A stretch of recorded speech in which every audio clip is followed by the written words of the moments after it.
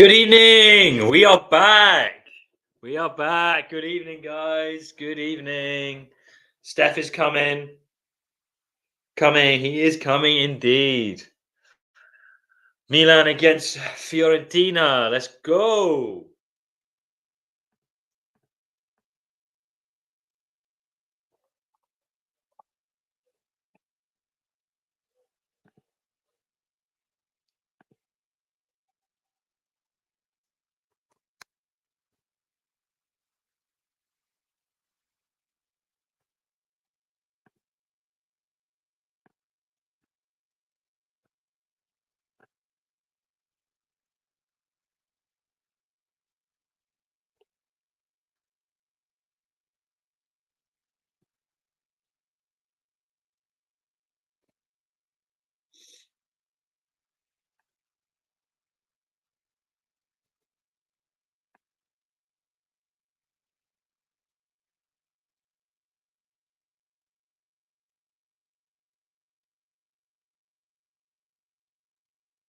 Guys, thank you for joining. Good evening.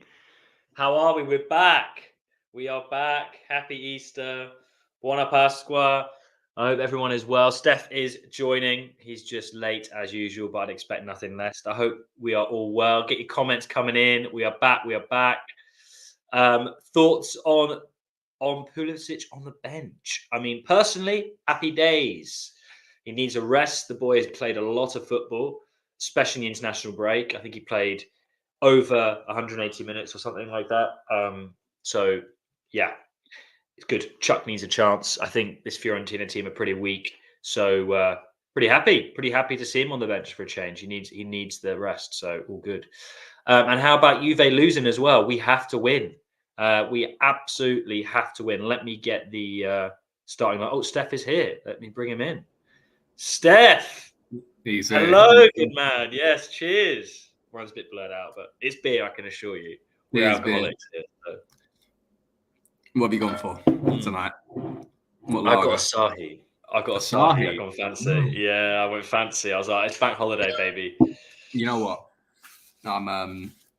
We're looking at going Japan, Tokyo, and all the rest. Yeah, I'll say Tokyo. Oh, stop. I'm so jealous. Yeah, but we're looking to go. But obviously, Asahi was one of the things that I thought about. Many things I thought about when I thought about Japan. But yeah, on top of Pokemon cards, anime, Mount Fuji. Steph, if you do go, I'm gonna give you a long list of cards that I need to buy for me. I'm really not joking. Yeah, I need some elite cards coming back with. But anyway, yeah, good result before, isn't it? Good result with. Very nice. Juventus taking an L. I think that's. I mean, I don't know what the point difference is, but I think we're going week to week where we really have to keep banking in 3 points, and we're guaranteeing top 4 pretty sharpish. I think the key is just to get out of that little fist fight for the 4th spot. And I we look comfortably good for it, but yeah, I think it will make our Europa League campaign so much more easier to manage if we we get a win tonight, for example, and then we're there 65. Let's have a look at this. Exactly. So we'll be over 5 points clear? No, 6 clear of Juve. 6? Yeah, that's huge. That is huge. 6 clear of Juve. We'd be 11 clear of Bologna, but Bologna have a game in hand, which is against they're home against Salernitana. But if you're talking about top 4, yeah, I mean we're currently 11 clear of Roma, and they are playing away at Lecce. But it's just one of them ones where if you look at the games we have left, it's probably one of the tougher games on paper. Mm-hmm. Where if we can bank a win here, then you've got to think I think the next game, I think we're at home against Lecce, where and that's right before that Roma Europa League first leg, where you then go, okay, great, let's rotate in the Lecce game. You can still probably get a win, and then get a first 11 for Roma in midweek. But Good teams. I think I like the team tonight. I think obviously Let's have a look. Hmm. Yeah, let's have a look at the starting lineups because I want to have touch on Fiorentina first. I think that is one of the weakest Fiorentina 11s I've seen in a long time. Yeah, Bonaventura suspended, which is obviously great for us. He's been, emphatic this season. So it's a weird one. I think it's very. I mean, Italiano's not known for his defensive setups, and Duncan and Mandragora are going to give you a good game in the sense of like trying to hold that midfield. But I mean, Beltran, Kwame, Belotti, Ikone, they're pacey. They can. They are. But, they're not going to probably help out. They'll have a good shape to them. But I think this is a game here where if Rafa really wants to, he can do some damage. Especially, I mean, is it Dodo on the right? Is he? I thought he was a left back. Dodo Dodo is definitely a right back. I'm sure. I'm thinking of like some old Inter left back. I think called Dodo. But, and then the Milan 11 is actually looking. We're just going to go through this very quickly before we kick off. Yeah. I think this is a good 11 by Pioli. I'm quite happy with this, to be honest. I think this is exactly the team I would have chosen. Yeah, I was thinking about maybe does he give like Terracciano a nod over Florenzi, so you kind of keep that attacking left back. But to be honest, kind of what I mentioned about like just clearing these games and getting, if you can get wins, then Terracciano will get those opportunities. Those last. I mean, there's a lot of games left for the rest of the season where we just need, to be honest, just to kind of get like average a point or even 3 points games that we should win. So like Lecce is a prime example. I would play Terracciano against Lecce. Yeah, something like that. Agreed. Florenzi and a steady head on the left side. And he's also been great this season. Chow and Tamori in the back as well. We know they are on paper our starters. So the sooner that we can get them. It'd be nice to see Chow have a good performance. To be honest, we'll see. We'll see how that actually. Well, last time we did the stream with him starting, he had a fucking nightmare, didn't he, against Monza, whoever it was. But yeah, I think it's the 11 is good. I mean, who was the midfield? Was it Loftus-Cheek? It's Reinders, Loftus-Cheek, and Benacer, which is exactly how I would have played it. Yeah, that's. I mean, it's. If you think about it this way, and if you think about how like the season started with our like expectations of Chukwueze, this is probably like as a front six, this is probably what we would have thought was our starting front six, like our best players. Reinders, Benacer, Loftus-Cheek as the midfield trio, and then Chukwueze, Leao, and Giroud up top. That's probably how we kind of like assume it would be. Obviously, Pulisic is kind of the one thing that's changed that, and you'd probably say Benacer is obviously working back his way from injury. So, so it kind of goes to the point of like he's playing probably as good as a side as he's got to secure this win. Chow and Tamori, they are starting centre backs. The Calabrias are starting right back. Mike is our. So really, the only person who's not the starter here is Florenzi, who's obviously more than capable, and obviously missing Teo is quite a big loss. Yeah. But who knows? Maybe it might mean. I mean, this is the thing as well. As long as Florenzi does a stern job against Ikone, who's obviously got a bit of speed behind him, I think we should be all right. But like Belotti, is it Beltran? Whatever his name is, sounds like a Pokemon there. Meltan or whatever it is. I don't know what you're thinking about. Yeah, I don't know. We should be. This is going to be a tough game because there's always the home side that's going to be very like up for it, and the crowd's always lively at Fiorentina. But I think we win this. I think we win this 2-1, maybe 3-1. 3-2 with a Jovic winner. Yeah. That's my prediction. I do think we concede because we just love. Yeah, we will. But we never know. You never know. It's difficult to tell. I think the players that went to international duty, the ones that played well.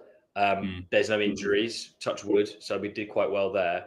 I don't see why we wouldn't be able to beat Fiorentina, but I completely agree with you. We will concede just because our defense has been really poor. But we'll score 3 goals today. I'm confident about that. Yeah. I also kind of like the bench where it's kind of like Get your predictions, by the way, guys, in the comments. We'll go through those in a sec. Oh yeah. Yeah, I like the bench. How there's obviously no care, but like there's good. There's some options whether we're winning to play some Primavera players, or those actual just like rotation options like Okafor and Pulisic and Jovic. But like the likes of Simic and Zeroli and Bartesaghi, but like if we can make this game quite comfortable, which I know it's a bit of a stretch for me to say that, but like this could be good. It's good minutes for them as well. Especially Zeroli, I think he's close to signing that extension. But yeah, I think he's got a real talent. Zeroli has. He's a real talent. We'll probably see knowing this game being quite tight, we'll probably see the usual kind of suspects coming off the bench like Pulisic, Okafor. Maybe we have a comment about that actually. But yeah, Divi was saying if we think Pulisic will come on in the second half as a sub. I think if we're chasing or like it's still quite a tight game, I think he's played a lot of minutes. Pulisic, everyone keeps saying that. He's played a lot. Yeah, and he played near enough 290 minutes for USA like last week. Played over 180. I'm pretty sure. We need to be just sensible here, like bigger picture. And even if we're drawing the game and stuff like that, does it? I think he's got options off the bench, but. If he gets 20 minutes or something like that, fair enough, man. But like, if he throws him on at half time because Chuk isn't having a great game, I think that's really that's going to jar on me because it's like, well, let Chuk just get through it, and then you bring on Pulisic at like 65 or something like that. But just to FYI, those who can't watch, it's rest in peace, Joe Barone. They're having a couple minutes silence, I think. Obviously, it's the first game back since his passing, and if you don't know, he was, I think, one of their key executives, like right-hand man of the owner or something like that. He was very high up. I guess the equivalent of if Furlani died, I guess, but a bit more than that because obviously he's a bit more closer to the club. So he was young. He was 57. So no age. So rest in peace, and thoughts to his family and everyone. But the game is about to start in the next 30 seconds or so. Just go through some comments, Steph, before we see the kickoff. Hey, guys, let's get the 3 points. Juve lost so we can get the 6 point and build a gap. 100%. I mean, that's what a lot of the comments saying. Except Edward. Edward's been a bit depressing. We're not winning tonight. I think we'll win. Lazio had so much possession in the game and done fuck all. Juve had the better quality chances. We're lucky for them to lose tonight. I don't know. To be fair, I didn't watch the full 90. I watched half an hour of that match, and it was absolutely atrocious. Two very poor sides. Neither of them really much. Very, very boring football. I don't know how. No offense, Steve. I don't think you're necessarily wrong, but I don't know how you even watched that game. I watched half an hour and was like, what on earth? Awful teams. What happened to Bonaventura? He is injured, I believe. Is that right? No. He's suspended. Yeah, yellows. Okay. No Jack, 1-0 loss. The goal, Mr. X. AC Milan 3-0. No Pulisic, no. We've just discussed that. By the way, kickoff has started. We're 10 seconds in. No Pulisic, no. He just needs a rest. Is Kalulu injured? Yes, he is injured. He is probably on the transfer list if we can get any value out of him.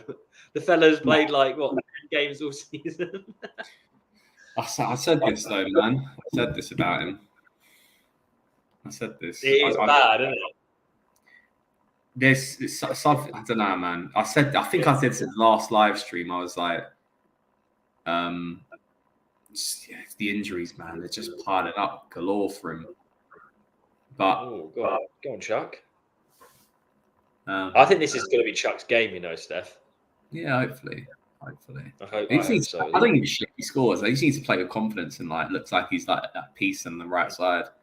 Runs at the left back like Berardi, man. He's solid, but come on, man, just give it a bit of speed now. But yeah, Kalulu, man, it's not looking great. I think we keep talking about these centre back options, and it's one of our targets. We know this summer. We keep talking about who's it going to be? There's a few options from France, or there's I think the Wolfsburg centre back, but I think if we're really if you're looking at the the back line of who we've got as options, Tomori's obviously a banker to stay unless like a ridiculous bid comes in for him.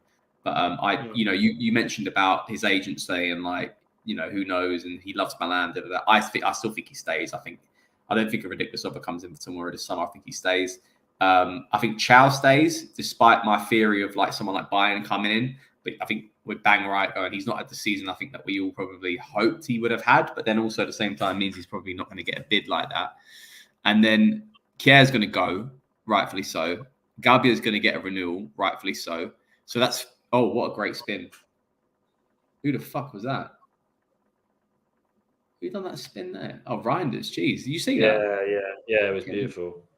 You're a couple seconds ahead of me again.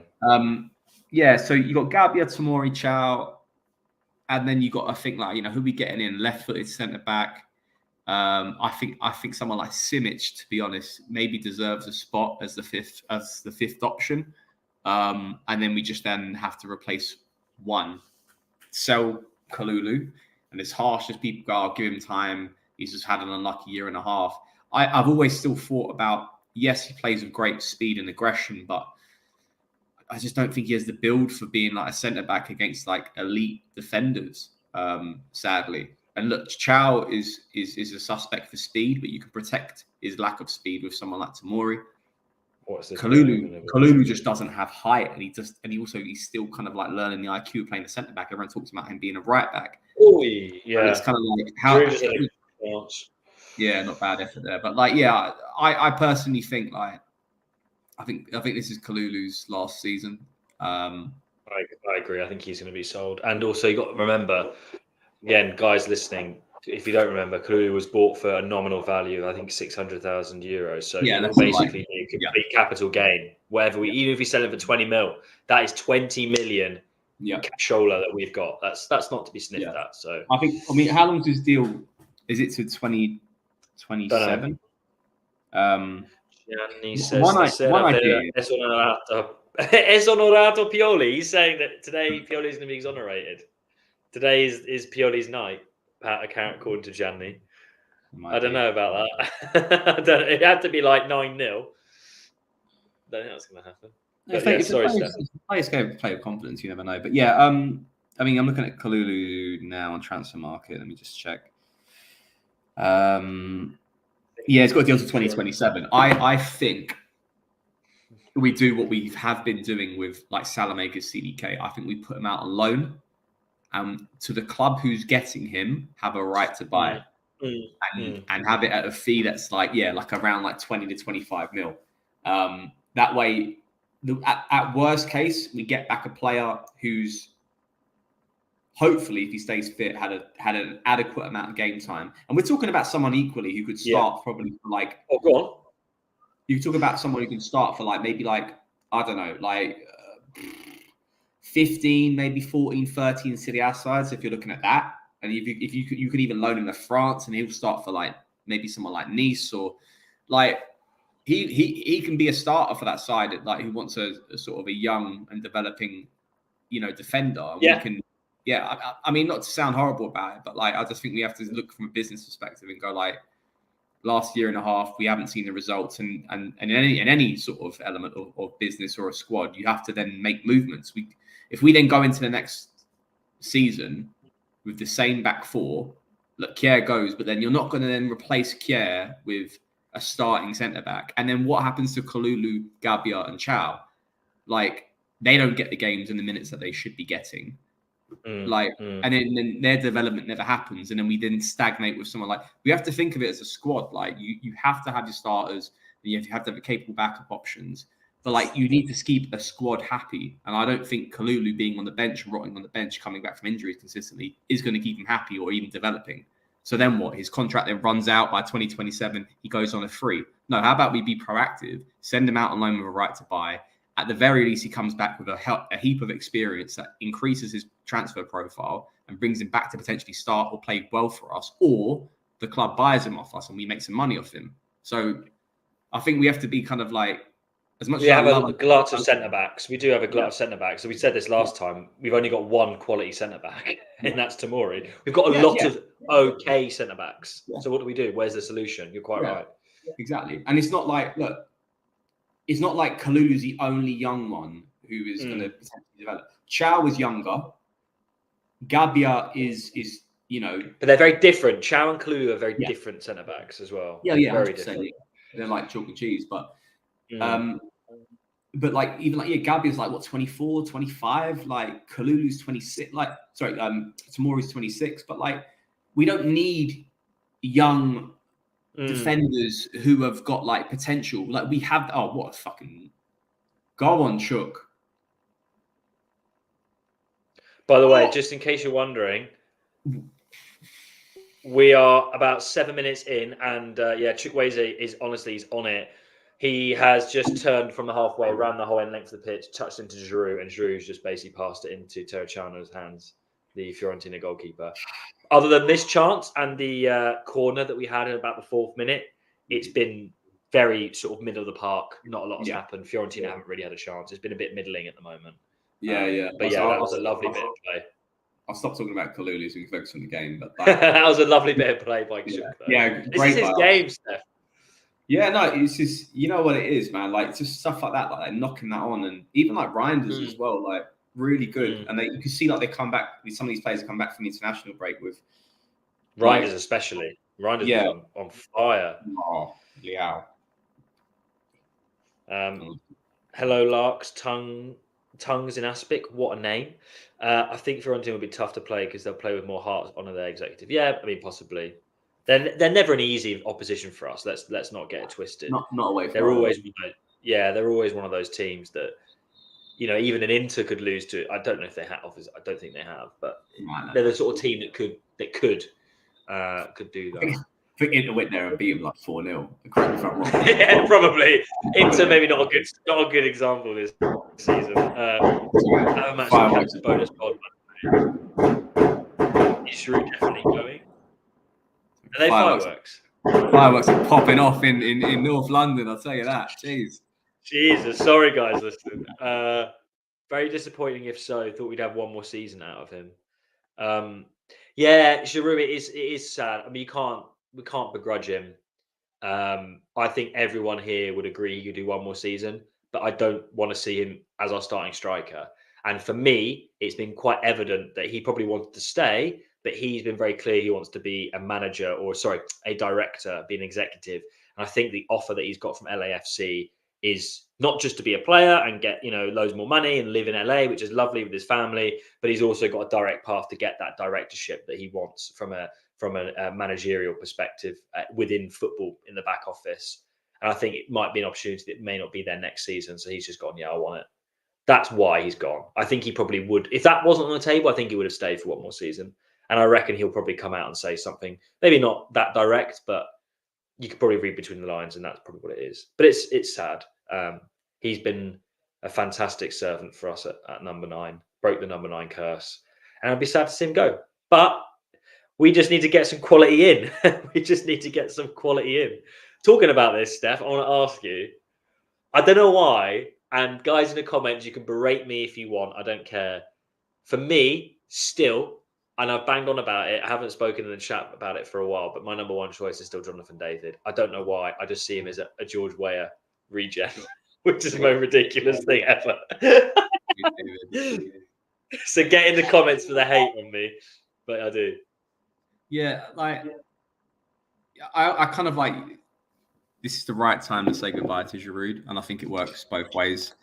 That old Batman saying you either die a hero or live long enough to see yourself a villain. And I think as his age is increasing, and I think you see a lot of takes on X or Twitter, whatever you want to call it, where it's like, oh, if we had a centre forward with speed, we would be converting more chances, or da.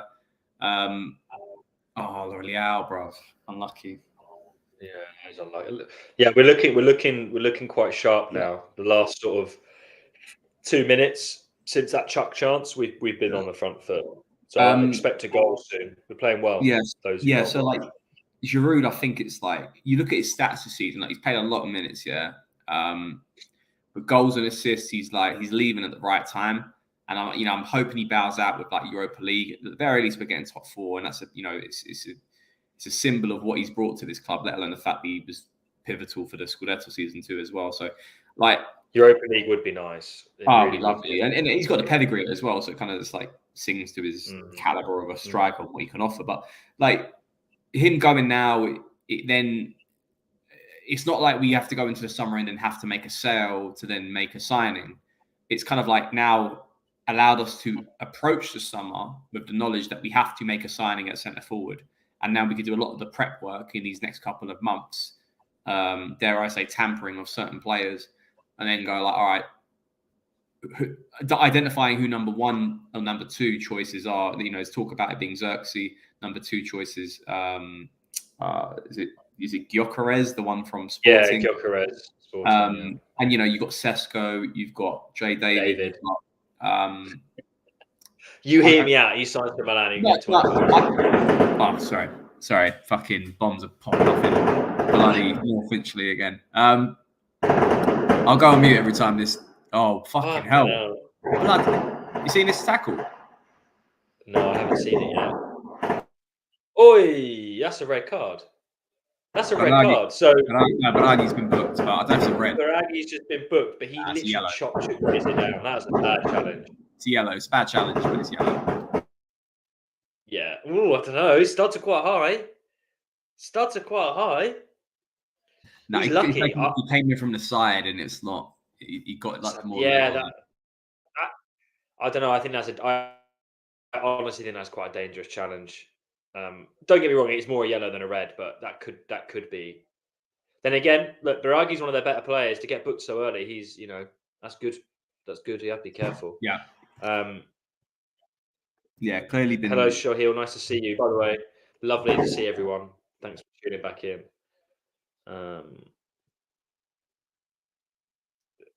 We'll go through some of the comments in a bit more detail at half time. I know, Steve, I'm going to go with this one. Sorry, Lorenzo, but David is shockingly bad. Look, I think if we can get David at a cut price, and I think Shohil said 2025, I just feel like it could be good. I just have flashings of Inter getting him because Inter have the same fucking targets as us, and he'll score 25 goals. Piss me off. You know, I think what we're going to do, because we're talking about getting a sign in one centre forward, and like Jovic on a free makes total sense. Yes, of course it does. I does. would not be surprised if we go for David for like 20 mil, and then we also go for another like a Xerxes or something like that, or like I don't think we can sign the Sporting guy because I think that price range too out. I agree.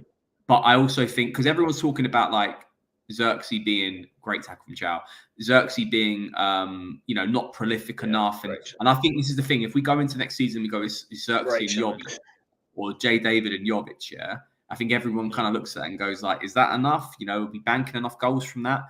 I honestly think like I wouldn't be surprised if we just go to the table and go to Lille like 20 mil for Jonathan David, regardless if like and also go and get Xerxes and then go doubters. But then we've got what? Jovic, Okafor, Xerxes, David. You don't need four forwards. Okafor for me is Okafor is a little bit of he's not a problem, but he's a bit of a headache because he's not good enough to be a starting left winger. He's not good enough yet to be a starting centre forward. He can play both positions, and he's good enough to be played in those positions. If that makes sense. Yeah.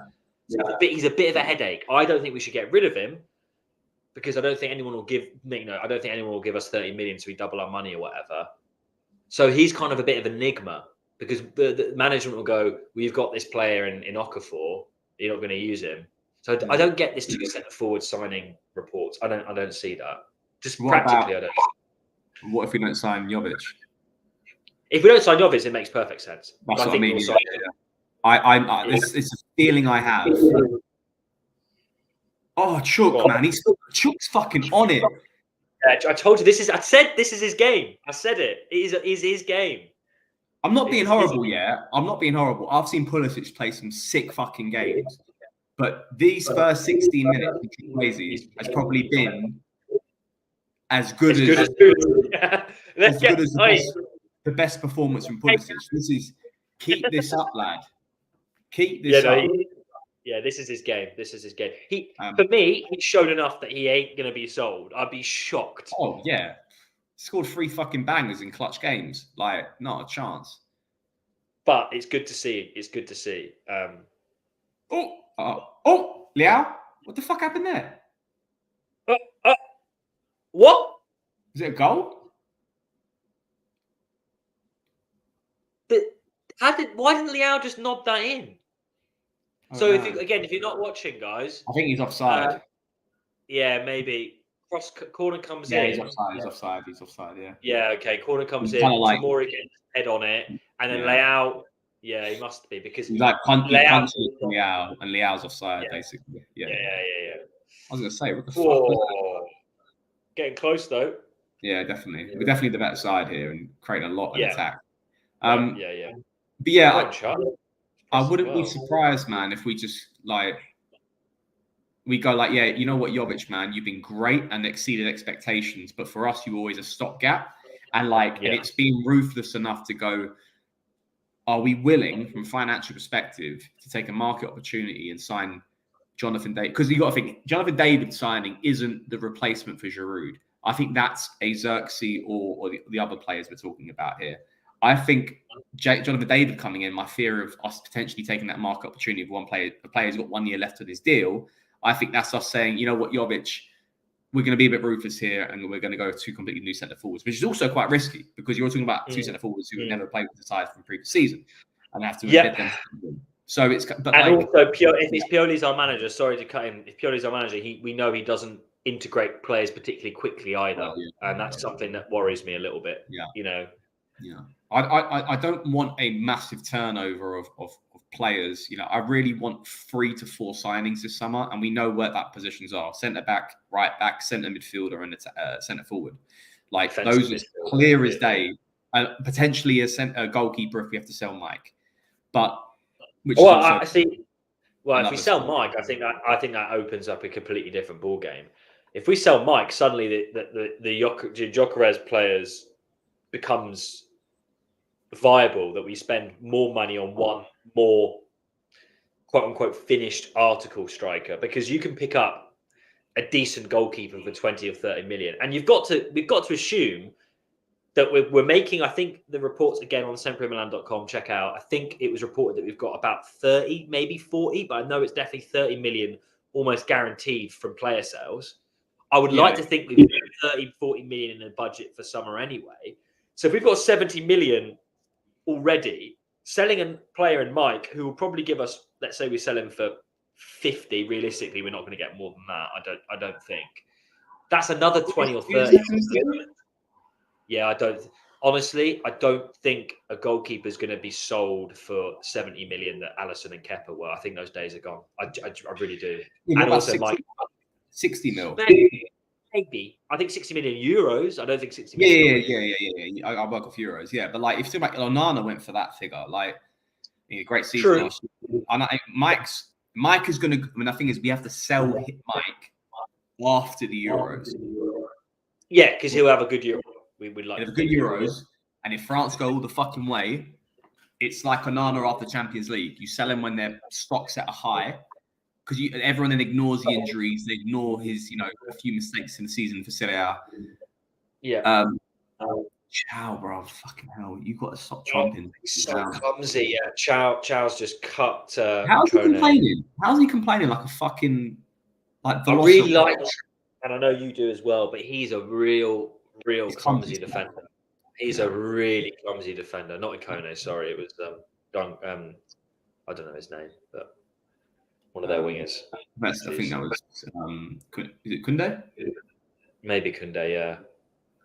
He's Chow, man. Chow has the build. He has the build of an excellent centre back in the making, but that. Yeah, is that, and that is where you laughed. I know we joked about Bayern Munich and all the rest of it. Bayern Munich wouldn't sign a player like that. Then again, they signed Upamecano, and I don't know if you guys have watched Upamecano play. Fucking dreadful. So. Well, yeah. I think the expectation. Bayern also signed fucking Eric Dyer on loan. That's true. We're going away from thinking they are only signing the best of the best of the best. That's like Real Madrid. Bayern, I think this, and I still think that Chow rumor has weight because you've been plugging that for time.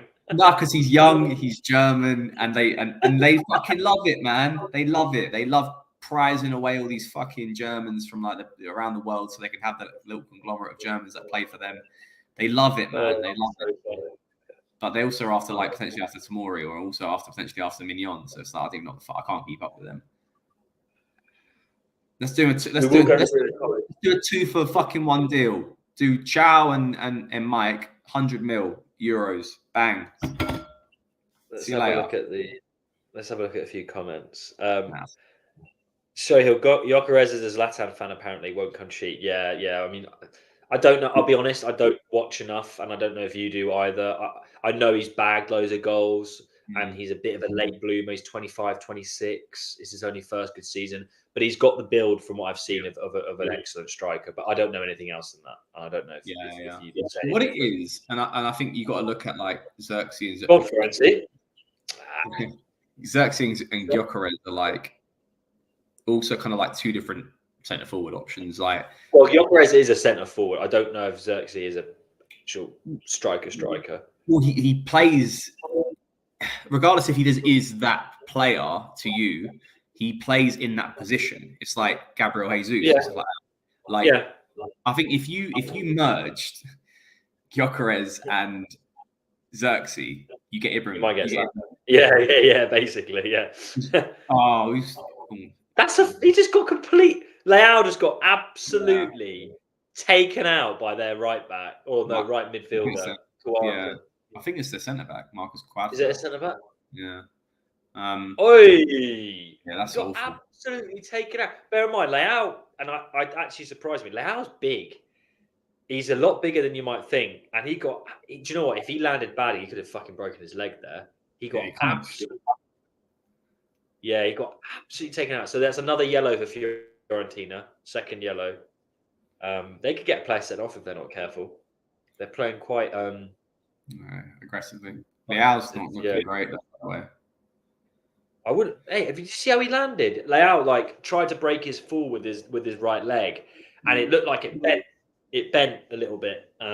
He was going full pelt as Leao does. It takes a couple of strides to get. Seems alright. Yeah, Leao's like just long, man. He's really long, but he's big. But like his build is so unique of a player.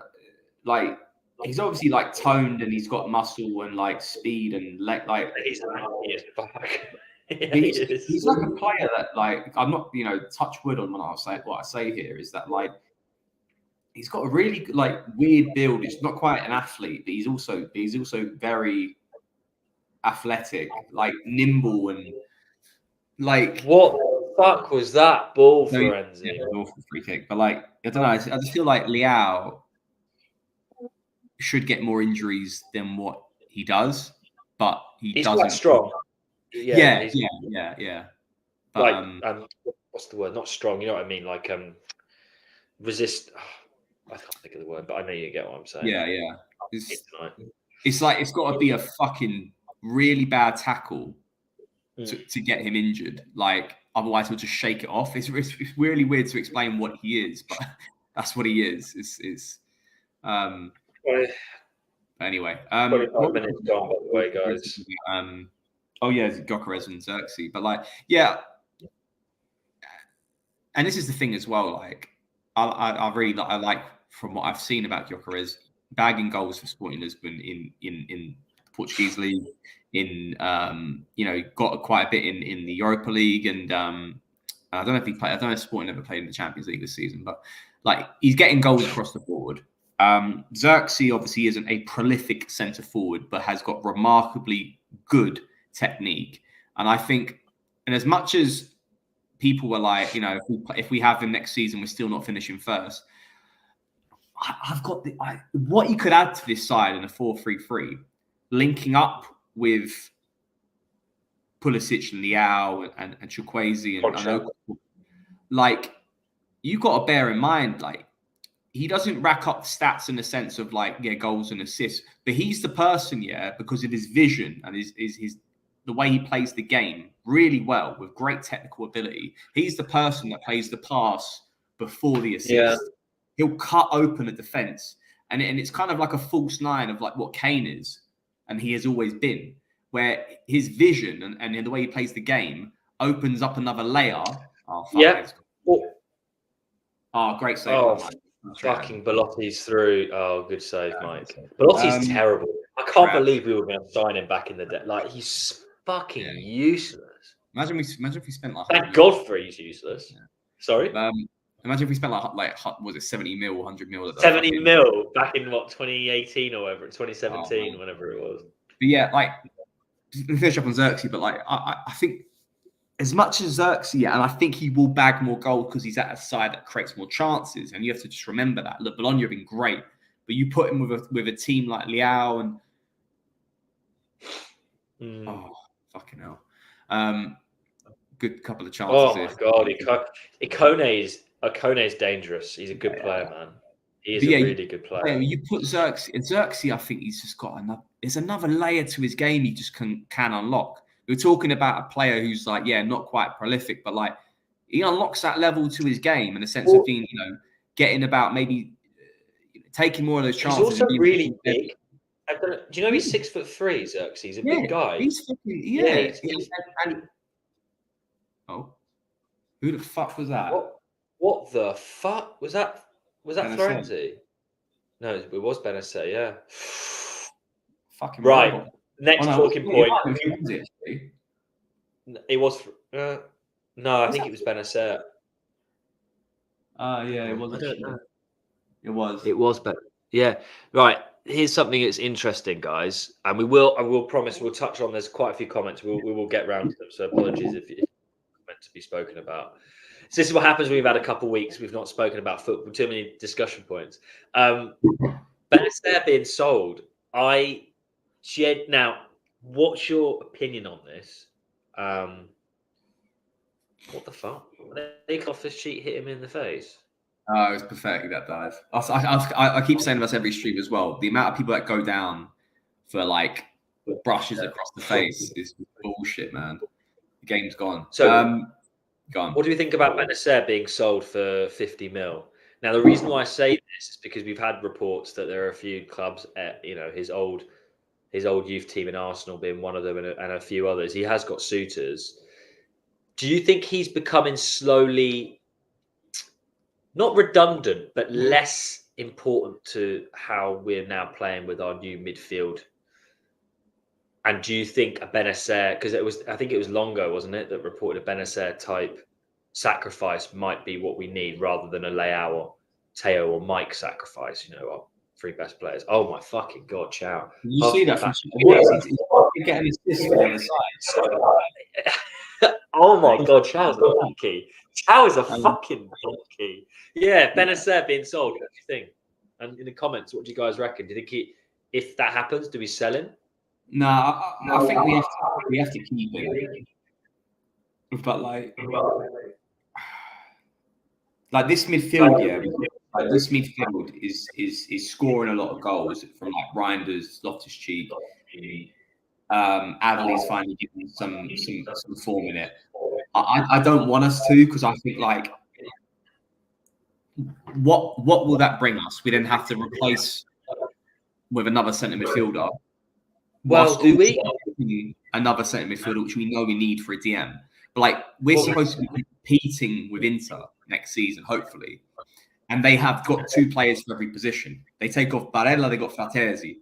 They take off, they've got options. What we shouldn't be doing is trying to harm not even our starting 11, but also as our our best 17 to 18 to 20 players.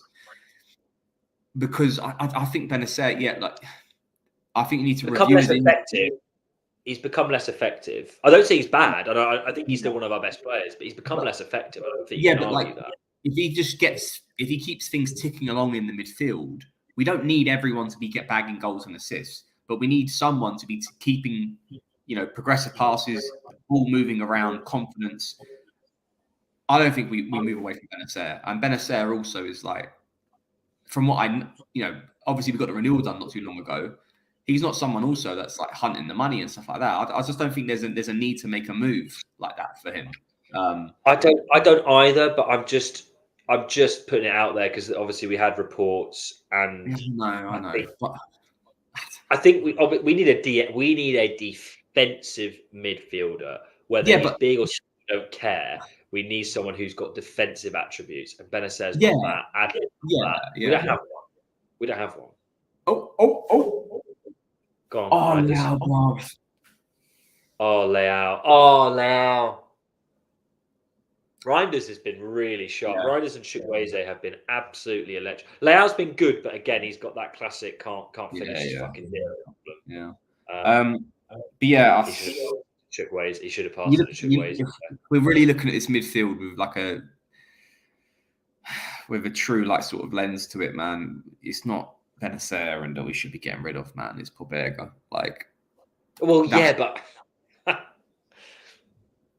Yeah, but like it doesn't like I don't give a shit about making 50 mil if it means we lose. But we also need it. I don't think we'll sell Pobega. I would love to sell Pobega. Yeah, but who's buying him? Yeah, but you put him on loan with a right to buy it. Obligation, man. We need that balance sheet. Yeah, obligation gives a shit. You send him to like, if you get Buongiorno, yeah. Throw in Colombo, throw in fucking whoever you want to throw in to make the deal sweet. But then also be like, look, great for doing business, but remember Pobega, do you want him loan, right to buy 15 mil? Have him. Be like, that way he comes back, he's still got long-term contract. Like I said, the whole thing about that Kalulu, he's not getting those games, and he shouldn't be getting those fucking minutes next season. So he's trying to shift him in a way like Salamakers, man. We were shitting on Salamakers the last couple of years. He goes to Bologna, who were getting a top 4 finish, and he's actually proving his worth. And guess what? We're going to make fucking 8 to 10 mil from the sale this summer because we've not chased the money last season, which wasn't going to be there. We've gone, we know you're a good player, and you can start for maybe 10 of these Serie A sides. And he's gone and made that move, and he's been very impactful. Pobega can be the same for probably 10 Serie A sides. Like, you telling me he doesn't start for like I don't know, like fucking Torino. It's probably the best team he was on loan for, you know. Yeah, Torino. We should have sold him to Zurich when he wanted him, but hey ho. Like, he doesn't start for like Genoa or like fucking Lazio, man. He might even start for them, like, or even be like a bench player for them. Like, yeah. You're not wrong. I don't disagree with that. He's not good enough to be at Milan. Yeah, and he's only here because the coefficient and all the fucking we need Italians and Milan Primavera players. Like, that's fair enough. Yeah, but also, yes, he's not good enough. But then also, he's a player that's played significant minutes for Milan, Serie A minutes, and also in the Champions League as well.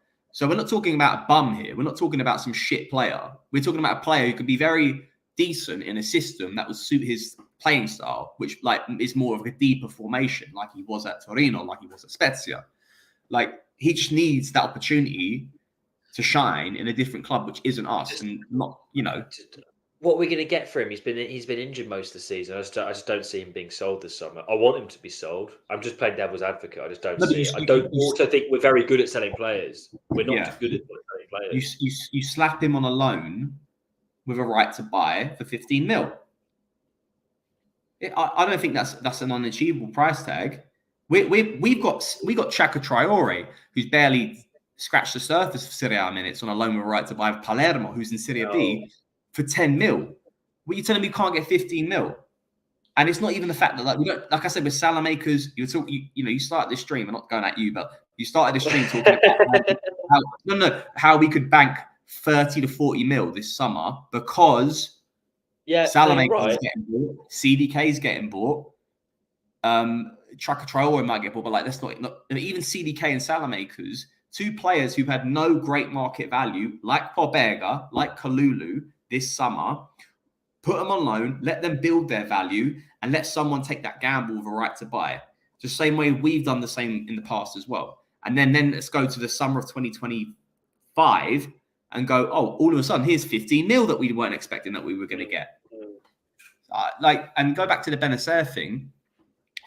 Yes, Benacer's been injured. Yes, he's not been great. Yes, we've had other players step up. But I would rather keep him and have a better squad and let these players fight for, those minutes and fight for who's in the starting 11, and then review it in 2025 if we think, it's just not right to move on. Oh, What ball? Go on, Ruben. Oh. By the way, Anyway. I'd say up until this point when we've been on the attack, Fiorentina have had a couple good chances. Yeah, it's a good game. It's actually quite a good game. We are being the better side, definitely. Yeah. I think we're looking the more likely to score. We are. But again, what we both said before the stream started, or just as the stream started, sorry, we are open at the back. When Fiorentina are direct and they have had a good delivery, we've suffered. And Chow, man. I don't know if they'll show a replay of it, but that one pass back across goal, fucking numpty. I think he might take him off. He's been poor again. He has been on a yellow. Being on a yellow, I think he might take him off and throw on Gabbia. Personally, Chow, I don't get the Chow thing. He was so promising. He's really just become a bit of a liability. I thought he'd learned quite well from Tomori as well, because Tomori was a bit like that in his not first season, I think second season. Aggressive, really clumsy, and then he kind of grew out of it. I thought Tomori would be able to kind of help Chow navigate that, and Chow's gotten worse. Maybe next season he'll do like a Tomori and be good again. I don't know. You got to think Tomori, even he's been fantastic, but if you're looking for a role model in the sense to calm your game down, it still probably isn't the best player to look at. As he is still very aggressive, but he's better at it. Basically, but he's doing it the right way. Tomori with his aggressiveness, I think Tomori calmed down quite a bit because playing with the likes of Kier and whatnot. So, Chuck. Fucking hell, man. We are layout, man. We could score some incredible goals here tonight if we wanted to. If we could score a goal, would be nice. I'm gonna have a look at some comments. Sorry, guys, we've neglected the comments tonight. I'm gonna. Bring them up. I still want to stop rambling about Benacer and Mignon and David for 20 million is such a Fellaini type signing. I think that's going to happen. Also, American ownership loves him. Yeah, bring him. Canada, baby. Let's go fucking Canada. Pulisic needs to play Cam. I don't know if he does. He's not fit. Not the way that Pioli sets up. Also for the league, I don't know. Maybe. But I think it's Ruben's position at this stage. He's owning it at the moment. Imagine, but I guess that's to do with Xerxes and Gyökeres. Yeah, that would be Ibra. David only scores in bursts. He goes missing for months at a time, and he goes to be bust. Please don't sign him. Steve, we'll see. What is Leao doing? Yeah. That was probably from. To be fair, he said that a while ago, but it's relevant to just now. It's been Leao. Yeah. By the way, Napoli finishing 8th or 9th. Why don't we go all out for Osimhen? He bros with Chuck and Leao. 50 mil in Colombo would be a steal. A Galliani classic. Yeah, those days are gone. Do you think De Laurentiis is going to let us have Osimhen? You must be fucking joking. He's going this summer, in my opinion, Osimhen. Of course, but he's going PSG or somewhere like that. Yeah, PSG or Premier League. Have a laugh, man. I'd love to sign Osimhen, but yeah, even Steve was saying no. Yeah, I also kind of think of it as well. Osimhen is sick, yeah. But when it comes to an African Cup of Nations, man, we'd have their players going away. I don't know. Yeah. It's a bit if he was signing. Real signed Woodgate, Gravison, and Julian Faubert as well as you guys. I don't understand what that means. Explain, Tasfalim, what you mean by that, please. RLC is Cam. Wouldn't it make more sense to play Reinders in that position since he's less physical, or even Adley? No. I think how Pioli likes to set up is he wants a physical. I mean, remember Kessie at the end of the Scudetto season. Kessie was our advanced midfielder. Late runs in the box, controlling the ball with his body. That's Ruben. Ruben's amazing at that. He's unbelievable. You got to be popping up in the box, headers, as you said. Reinders is also let him kind of have that space to spray those passes to link up with the hour. He kicks more, which is better on the wing, I think. It's kind of if you can imagine, similarities, and obviously we're talking different caliber of players here, but Man City last year, you let De Bruyne have the freedom of the pitch. but you make Gundogan be the guy who's linking up and popping up in the box and get the headers and get the knock-ons and stuff like that.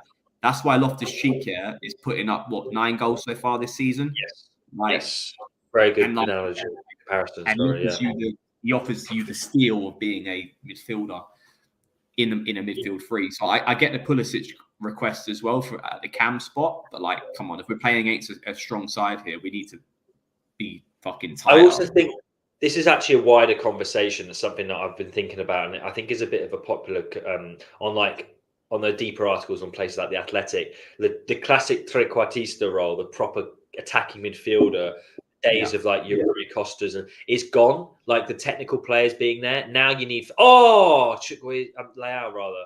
You need physical. I think football's changed. I think Kaká was an exception because he was both big and technical and all the rest of it. But a lot of other attacking midfielders, your Cruyffs, your Maradonas back in the day, they were all small and technical.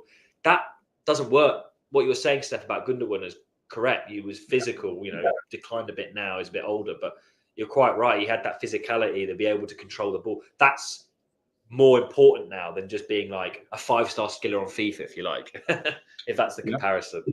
That makes sense to people. Like, I don't want Brian getting into like heading battles and stuff like that, trying to win the ball off at the end. Like, it ain't gonna fucking work. Ain't gonna work. No. Ruben's really, really playing well on that advance. I will say one thing, that Reinders isn't also a DM. He isn't like a fucking. Everyone thinks, oh yeah, he's technically strong. He'll be like a Pirlo and shit like that. Like, nah, man. Like, put him, as we said, floating around, linking up with these players, popping up on the edge of the boxes and getting those shots. If it comes off a rebound, it comes off, a header off from the defensive team. Like, then he can get that long distance shot. Go on, Tiji. Head up, Rafa. Oh my God, Giroud, you're so. Oh, Giroud, you fucking donkey! We are cursed. Do you know what? This game's got written all over it, Steph. Somehow a lot. We're fine. This is what I mean about this is what I mean about Xerxes. Yeah, going back to my Xerxes comment. Yes, he's not prolific, but to be honest, Giroud is fucking putting up good stats. But we aren't talking about losing a fucking 20-goal a season striker. And I agree. I'm willing to bet that if you put Xerxes in a side that creates as much as we create, he'll put up more stats than he's doing at Bologna, and probably more. And I think he'll shine even more, and he'll get more assists. But we've dominated them. Six shots on target, 9 attempts in total. But yeah, man. Yeah, I agree with you, Steph. But that's our conundrum. We haven't had since Inzaghi. We have not had a 20-goal a season striker. 15 years ago, does Inzaghi get 20 goals? In all comps, I think he was a 20-goal season striker. Yeah. Giroud won't get us that. Didn't Giroud get like? Maybe. He might have got like near 18, but I don't know. Even you get what I'm trying to say. Yeah, I get what you mean. Someone who's like, when you look at the start of the season in the league, and you go like, oh, who's going to get Capocannonieri? It's never like Milan with Giroud, or it's never like Milan with it. Like, it's always like this usual suspects: Immobile, and then Vlahovic, Martinez. I think Inzaghi was our last. I'm sure he got Capocannonieri. I'm sure he did. Yeah. I'm sure he did. Oh, anyway, I don't know if he got one in. Not in the later seasons. Yeah, I'm saying you must be talking about like early fucking 2000s and stuff. But even so, mid 2000s, I'm sure. No. It would have been Shevchenko, if anyone. Inzaghi was just like clutch fucking Champions League. That's what he was there for. He did bag. He did bag. Put it in the comments. He probably averaged a good like 15 to 20 goals, man. But like, I think Sheva was always that top goal scorer sort of guy. But I'm wrong. I think I don't know, man. I still think Xerxes is like, what's the price we're getting like Gyökeres for as well? Like, Oh, yeah. Well, his release clause is 100 mil, but he'll go for less than that. One centre forward I do like, and he's probably more in the budget of Xerxes. Is it Jimenez from Feyenoord? Yeah, Mexican guy. Yeah, he's same mold, like true centre forward. No fucking about. He just hits it, and you know what I mean. Like he'll just get in. Like, but it's just the Dutch league. I know we got Reinders from the Dutch league, and I know he's been brilliant. But strikers are a completely different. Strikers are a different thing, man. They are. But I get that. But we're also saying about let's sign a fucking player from the Portuguese league. Yeah, but I think the Portuguese league is. First of all, I think Sporting are a much. I love Feyenoord. I used to live in Rotterdam. I love the place. But I think Sporting are a higher caliber club than Feyenoord, and also I think they play better football. I think the Portuguese is better. I think it's better. I know this is like this is a bit of the Prem bias bullshit that we hate. Like I'm saying, this league's better than that. I don't know. I mean, right for me, Reinders was so evidently better than Eredivisie. It was so clear. He was bossing it at RZ. For a week, for a year. Yeah. Look. He's a bad player, Jimenez. I'm not saying that. I'm only saying this to play devil's advocate because everyone's so fucking convinced that the answer ain't Xerxes and the answer ain't Jimenez and the answer ain't Jonathan David because they don't score enough goals or they're from a league that isn't the Serie A or not the Premier League. Like, it's the same thing. Let's look at any of those players I've mentioned here. Dutch league, French league, Portuguese league. You got Xerxes in the Serie A. He's a factor that we know about. He hasn't got the most goals out of the four of them. Sesko doesn't score. Sesko, he doesn't score enough goals, but he plays in the German league. But like, you can't just look at it black and white and go like, oh, you know what, he ain't got enough goals, or he plays in a different league. Look, I'm playing devil's advocate here, but Gyökeres, made the move last summer from Coventry for a normal, good money, 21 million euros. Yeah.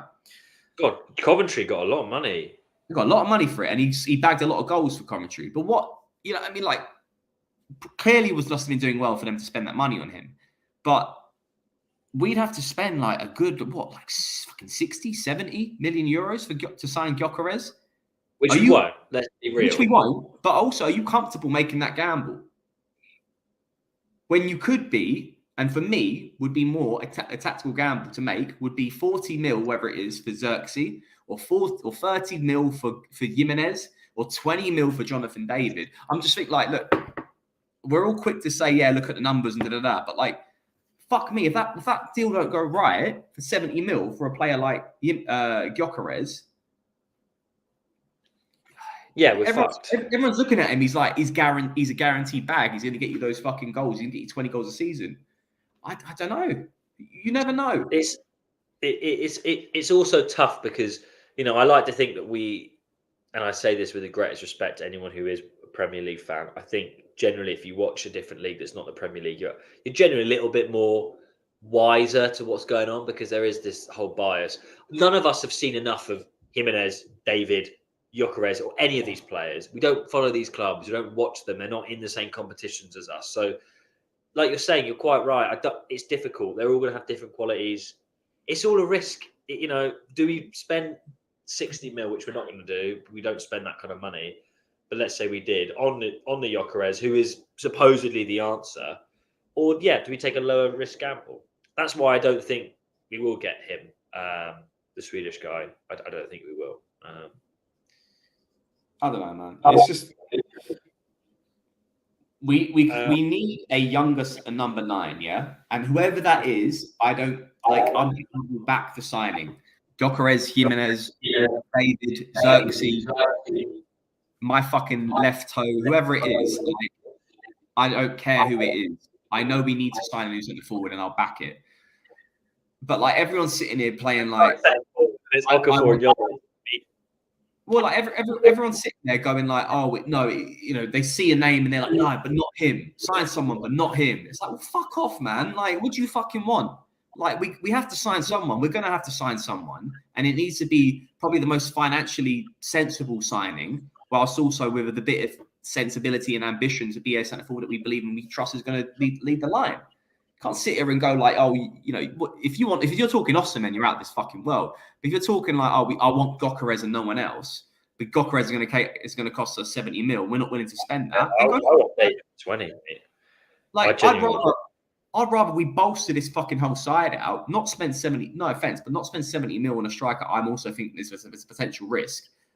Spend 40 to 50 mil, then also spend 20 to something mil for a DM who's going to start for us, and also spend maybe 20 to 30 mil on a centre back. Like, you spend all that budget on a centre forward and it doesn't land, and then the rest of that money goes to other players, and you haven't bolstered the centre back or the centre midfielder positions wisely, then we're left with the same squad that we got this season. I just don't think we will, Steph. Though I wouldn't really want to worry about it. Yeah, like, I don't know. A lot of fans. I guess it's more of a fan base thing you're having to go at. You know, the fans that are wanting that big money signing. We've never been a club that has done that. The only times we've ever spent crazy money, we look at Rui Costa. Didn't we make sales in order to raise that money? And also, we were at the top of our game then. We had probably a spare 80 equivalent of today's money. But like, whack it in if you disagree with me. If you think we should spend 70 mil, 65 mil, whatever it is on Gyökeres, put it in, because you probably know more about this than me. I don't know enough about him. Stefan Twat is basically what I'm saying. Go ahead and do it. Right? Yeah, but we've all been fucking burnt. Yeah, we spent 35 mil on Piontek. Yeah, all the money we've spent in the past. Your CDK, all the money we spent in the past of players that haven't landed and they've been the risk because they were potentially one-season wonders. And it might be the same thing with fucking Xerxes. But that's why also when people laugh at you about going Jonathan David, yeah, Jonathan David doesn't score enough goals. Yeah, he's not a true centre forward, but he fucking has been doing it for a good couple of years now. That's why I like him, and he'll be cheap. That's why I like him. That's the reason. That's the exact reason I like him. Yeah, Jimenez, he's come out of nowhere as well. Like, you can argue for and against all of these different options that were linked with the centre forward and make a case of why you think you need to sign that one. And that's what it comes down to. And I don't give a shit who it is. Right. I think it'd be good to just, revitalise, re-energise our centre forward line and let's see someone new and younger come in. And I think we'll do well. End of story. That's it. Agreed. Let's go through some comments, Steph. Let's see what people are saying. Let me get up yeah, that's a good idea. I might go in a minute. If we're going to replace Benacer with someone just as good, then yes. But if we're getting rid of him and bringing in another physical player like him, then no.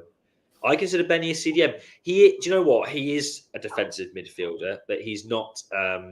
What did the Gazzetta dello Sport used to call Kessie? A destroyer. He's not a destroyer type. We need either a player, and I say this with all due respect because I know he's the best holding midfielder in the world at the moment. We either need a player like Rodri, who I think has got similar quality to Set, but he's double the size,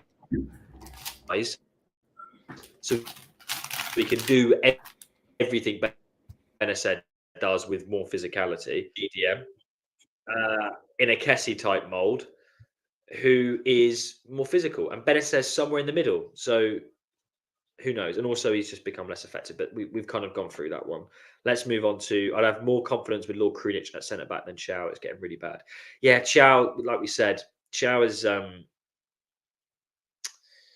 know. He's just a donkey. I don't know what else to say. His brain's not switched on. I don't understand why. Because, like Steph quite rightly said, he's got a perfect physical build, like Sven Botman, who we were linked with heavily when Maldini was in charge. Similar, basically the same build as him. 6'4", athletic, quick.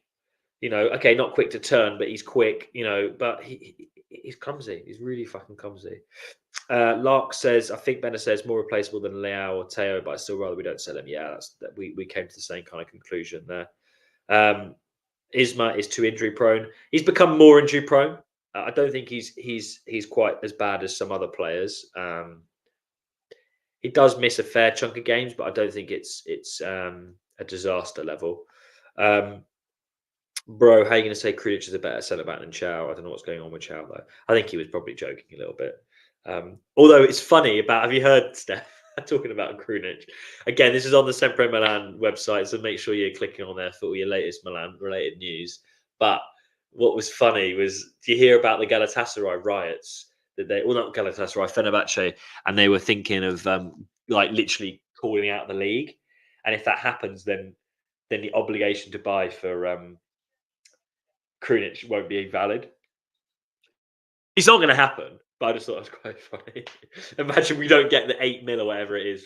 I don't even think it's that much, like 3 or 4 mil from Krunic, because Fenerbahce like fuck the Turkish league. We're starting our own thing. Why would they leave the way? Why would they leave the league? I don't know if you've, oh mate, it was really. I think someone died. Like there were riots on the pitch. I don't know that I might be misquoting, but it was something really bad. Guys in the comments, you might know. I don't know off the top of my head, but it was something really bad that happened with Fenerbahce fans specifically. And Fenerbahce were like, fuck this. Like, if you're not sorting this out, we're going to like pull out the league. It's that bad. It's Turkey. They're probably overreacting. But again, something along those lines occurred. This is a good one. You mentioned this in the chat earlier. So, Sohail, thank you for mentioning this.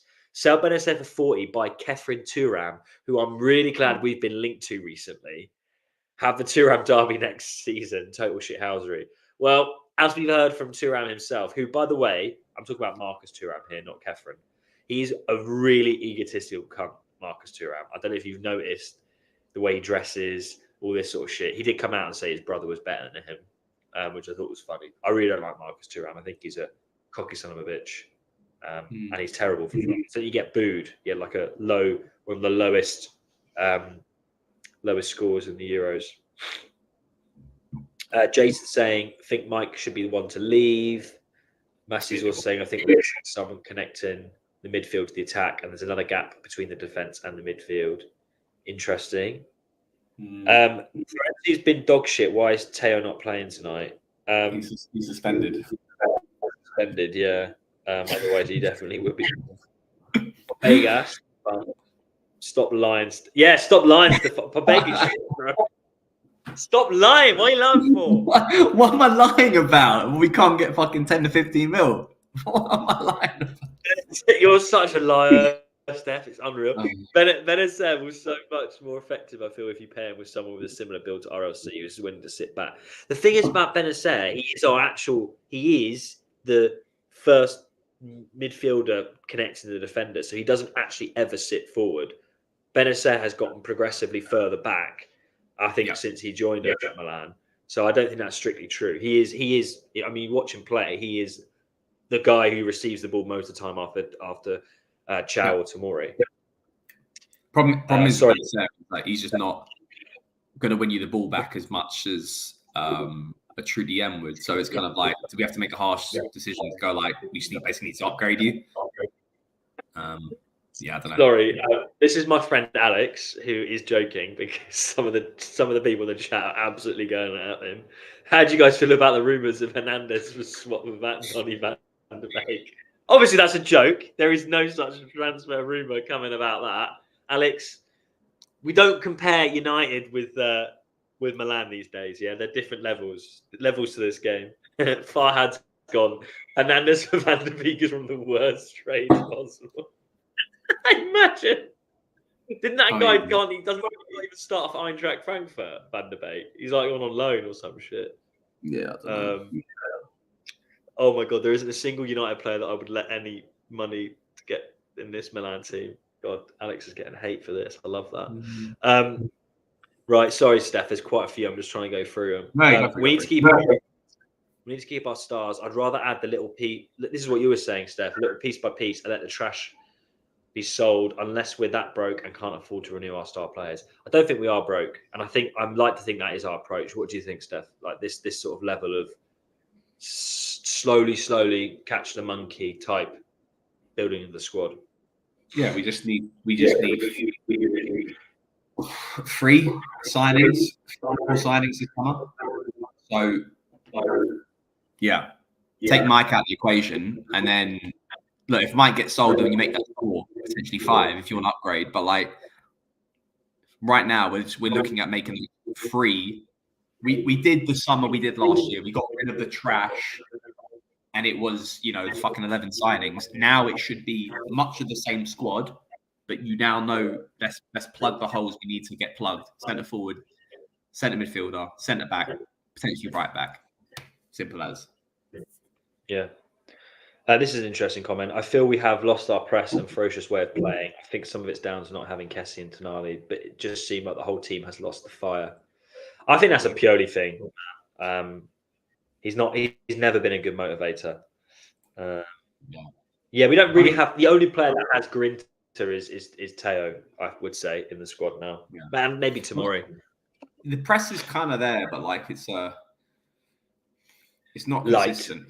But like I do agree, losing Tonali and Kessie as well were big reasons for that, because they kind of, regardless if they press or not, they're there to plug the holes of the people that are pressing. So if Teo presses and Kessie plugs that hole behind him, so what you're not going to get is Reinders or Loftus-Cheek or even Benacer probably, post injury recovery aggressively pressing. Nor is Adley, nor is Musa can probably give a try, but like they're not the same level. So I think the point's valid. I think when you lose it from the midfield and you lose the physicality and aggression, you then can't be suicidal and keep pressing. And then also we're looking at Chow next to Tomori. You leave him 1-on-1 with a centre forward, we're in fucking trouble. I think we got a subcon on, by the way. I don't know who this is. I'm gonna guess. Mihir, yo, hello. Thank you, by the way. The knowledge. I said it half time. Gabia, yeah. For guys, hopefully it must be for Chow. Thank you for tuning in, by the way, everyone. Thank you, everyone, for tuning in. Chow the Calamity. It looks like he's coming off. Yeah. Tess Falim, sorry. No, it's not. He's not number. Oh, he's number 46. Yeah. Sorry, I was getting confused then. I know Pioli knows more than Pioli knows himself. I know Pioli. You share the same name. It's you just got to get, mate. You might be losing your hair soon, and then that's it. You've reached that level. I'll get a 20 tattoo here whenever we win it. Yeah. Sorry, Tess Philip. Yeah, we've been bad with the chat today. My apologies. I do get what you meant about the Real Madrid comment before. What was that? I would have started. Wait, what? He was saying, I think he mentioned a comment. Basically, Real Madrid have signed bad players and things like that in the past, and we were debating earlier about Carno, and basically what you were saying about buying on. I would have started Okafor, Massey, Frederick. I think Sesko's a better sign than Xerxes, but just my preference. We went through this. I don't know. By the way, second half has started. Everyone, second half has started. Don't know. Yeah. None of us know enough about it. There's so many arguments. It's a difficult job, man. I don't actually envy Moncada and co for this striker. There's also no guarantee we lock down any of these players. The price competition around Europe, the selling club. Steph, I think that is what's going to massively influence our decision. It will be who can we realistically get. It's not like these 5 players are all dying to come to Milan and we all got number one. And again, we're probably from a stature point of view and offering the football, we probably are top, but not the wages, not everything else. We're not, So, football drawn. Hello. Lovely to see you and lovely to see everyone else. Thank you for joining us. Rocks boy, we are so wasteful in the penalty box. I just hope it's not going to haunt us in the second half. Yeah, that's my fear because Fiorentina they've only had a couple chances. 1-0 Milan. Oh, you're ahead of me. I say that. Go on, Chuck. Don't say anything, Steph. What an assist from Leao. Oh my God. Mate, Ruben has scored so many fucking goals for us. It's a joke. Was that not Giroud? That's Ruben. Oh, it's Loftus-Cheek. He scored so many goals. I love this guy. I absolutely love him. Unreal. Was he definitely onside there? I'm hoping so. What a fucking assist. Zlatan was our last 20-plus goal striker. Apologies. I thought Inzaghi was close. I wish we started Okafor. Well, wait, hold on. Oh, yeah, he's definitely onside. Yeah, he's that is closure to back heel completely takes out their defenders. Long ball. Ruben barely gets out of his feet, though. Yeah, long ball. Leao knocks it to Chuk. Chuk puts it straight back to Leao. I mean, that is an incredible goal. Like I said to you first half, we can score some fantastic goals if we want. Rubes, man. I'm annoyed that Chuk didn't get the assist because he deserves it. He got the pre-assist, I guess, but AJ, that's a shout out to you and your fucking hockey assist obsession. But Ruben, man, what is he on now? Can you check Ruben's league goals for I me? think he's on 10. Oh, no, he's on 10 in all comps. It's nuts. That's nuts. Chucky S provides so much more than Pulisic. Mate, it's a debate.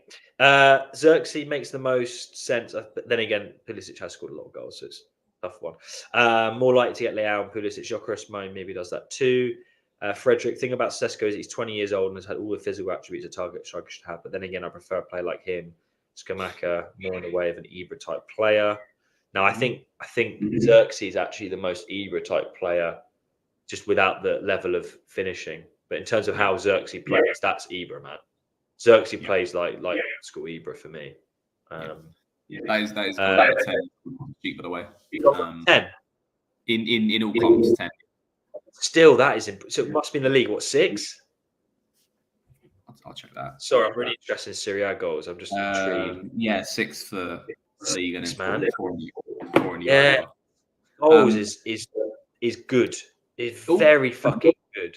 Another thing about this Xerxes thing is as well. Another factor is whoever, like Moncada is picking the players, because he knows what the profile we're going after. He'll give a compilation of players that he thinks that we should go for, price tag, age, etc., etc. I'm quite intrigued to see who Ibrahimovic thinks is his number one choice, because he's the person should be given the most guidance of who we should be signing, because he should equally be. And if he's been scouting someone like 1-1, mate, they've just equalised. Ikone, was it Ikone? Duncan. Oh, fucking hell, guys, man. We are defending. No one's closing it down. No one's closing. It was a good finish. Do you think Mike should do better here? Fuck's sake. I think it bounces before it goes in. We're struggling with Florence. Fiorentina aren't a bad team, man. They're not a bad team. I think Jokic is great. I mean, sorry guys, I've got a few comments. We've been poor today. If we want to move the needle for the foreseeable future, then surely we have to get Xerxes or Sesko. Watch David over matches. He goes missing for months. Man United aren't signing Amrabat. Why aren't we all over that? Yeah, I don't know about Amrabat, man. I think there might be an age. I think he'll cost us. He's a Juve player in terms of overpriced. He's got a year left on his deal. I don't know about Amrabat. It's not even like how he played for Man United, but I believe there was difficulties with the agents. They paid a hefty fee. There was a lot of commission involved, from what I understand.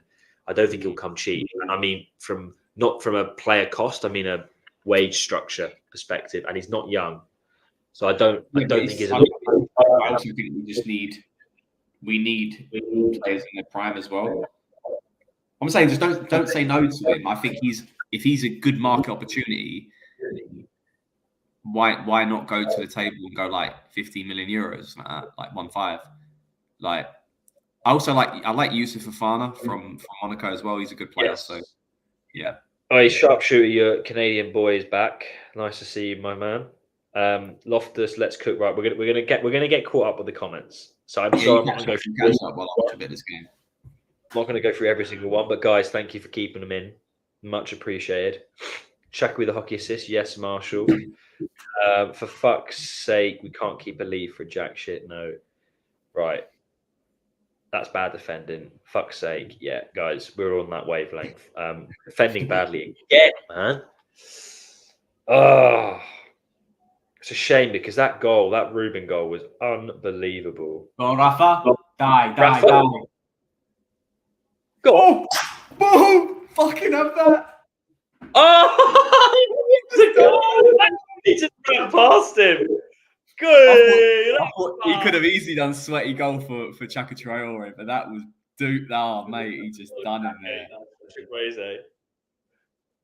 Oi! Yes, Austin, how's it going? What a time to tune in. 2-1 to the mighty Rossoneri. Yeah, what a finish. What a finish by Rafa. I mean, Ryan has put him well through there, but like This is the thing. This is that Fiorentina high line. Is they live and die by it, man. 2-1. I said 3-2, and I think we're on course for a 3-2 here. There was a split second in the build-up for that goal, yeah. When Rhymes is on the ball and Giroud is kind of like on the offside trap, and I'm like thinking, this is where we need a younger centre forward, someone who can, breach that offside trap. But in him being so slow, it's allowed the defenders to be like, hey, Leao, bro. And then Leao's just demon. That could have been. I'm going to go get a beer. Yeah, go for it. That could have been. I'll let you go get a beer, but that could have been, guys. That could have been the easiest goal for Chukwueze to score. Should Leao have wanted to rack up another assist, but I mean, I actually love it even more that he's like, you know what, fuck it. I get a lot of people talking about my stats as a goal scorer, and he's just absolutely buried Terracciano, and gotten such a simple goal. That was crazy.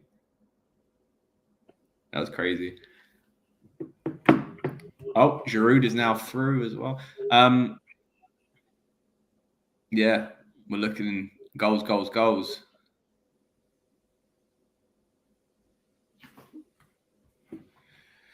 Right. We've got a beer. Let's go. Cheers to Leao, my man. Cheers indeed. I hope you guys are enjoying the Easter weekend. We finally get 20% on brands at M&S now, which is quite handy. Oh, very nice.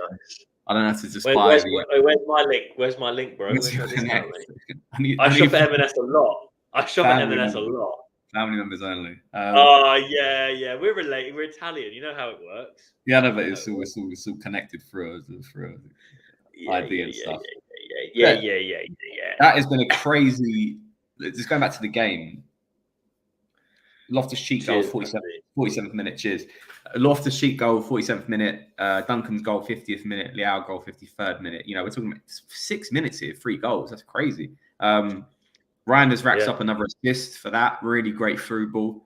When I think the question was really if Giroud was actually going to stay fucking onside there, but really well done. I was saying just before you went away is that he could have easily racked up another assist there, and I really respect the fact that he's gone. You know what? I'm just going to embarrass the goalkeeper and just get a goal for myself. Deserves a lot of people chatting shit about his goals, but that's an easier goal as he'll ever get. Where he just really he ran. He just outpaced it. He just took an extra touch and was like, "Yeah, I'll burn you. Go on, Rafa. Go on." Crazy. It's crazy how. It's a shame because Chuck deserves something on. Oh, he does, yeah. But also equally, I said to you at the start of the game, like, I don't give a shit if Chuck gets a goal and assist tonight. I just want him to play well, and he's done more than that tonight. Like, he's been incredible. He's on the ball right now, like linking up with Giroud, like fucking fantastically. Yeah. Brought the ball from the right side of the pitch to the left side. This is honestly like and this is such a good time to get the squad ticking from a creating perspective. We just need to sort out this fucking defense. But this is such a great time to get our players really connecting now. Like Chukwueze now, we're talking about another player we can potentially rely upon with scoring goals and creating and getting assists, etc. Okafor's getting goals and doing that as well. Jovic is going to be a threat anytime he comes on. We have the best bench, don't we? And it's like best overall contribution of all our players. Yeah, goal-wise, man, we're looking great, but it's just. I think it's just going to be this midfield that it's going to be the definition of our season, isn't it? Yes, but I heard about good. Agreed, Steve. Rocking up to go through the comments so we don't lose pace on them. But no, we're all right at the moment. Oh, okay. So 57th minute, 2-1, which was one of my prediction kind of score lines. I think I said 2-1 or maybe 3-1, and as we really do well with the ball here. God, Rafa, man, don't slow it down. And he slowed it down. Is he doing that? So this, as it stands, you see the tables popped up now. We're 6 points above you there. We're not looking too bad off. I mean, we are still 9 points off them. No, 11 points. Sorry. 11 off. I mean, it's not. But it's a non-factor, that shit for me. I know, but it looks a lot better though, doesn't it? To what it was. Yeah. But it's like from an embarrassment perspective. I don't even look. I don't even. Oh, he's conked, mate. He's really. Yeah, I took him to Hyde Park today. Actually, he's good boy. Oh, Duncan again with another good shot. Mike's made a simple say about that. Yeah, I took him to. Oh no, that was Kone. I took him to London. I took him to Hyde Park. Actually, he literally just got back at 7 o'clock, and he's been out since about like midday. Really, he's honestly he's done. He's done. Yeah, he hates trains, but like the moment we got on the train coming northbound, he was like out for the count, which makes my evening a lot better. That is nice for you. No, right, I'll show you. I'll see if I can get him on the. There he is. There, you see him on the sofa. He is gone. He's like. Merlin, why don't you have a little nappy, mate? He's got his hot water bottle. He is sweet. He's gone. He's sweet. He's as buried as Terracciano. Also, just dawned on me that there's two Terraccianos. Yeah, goalkeeper and our right back who never sees the light of day. If Chuck switches on, will we have one of the most paciest dribble? I love this superlatives you're using, Sohail. Paciest, dribblist, prolificist, wing assist in the Serie A. I'm loving that, man. One too many years. I don't know. Yeah, he's up there definitely. And yeah, it's not even like, or even what is it in Serie A or even Europe.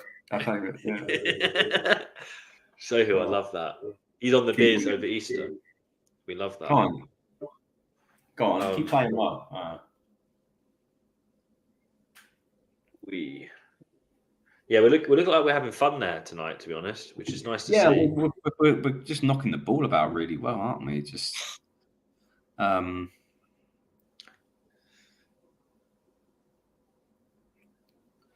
we get to the 60th minute, it's obviously substitute times and whatnot. Probably he does make two, probably.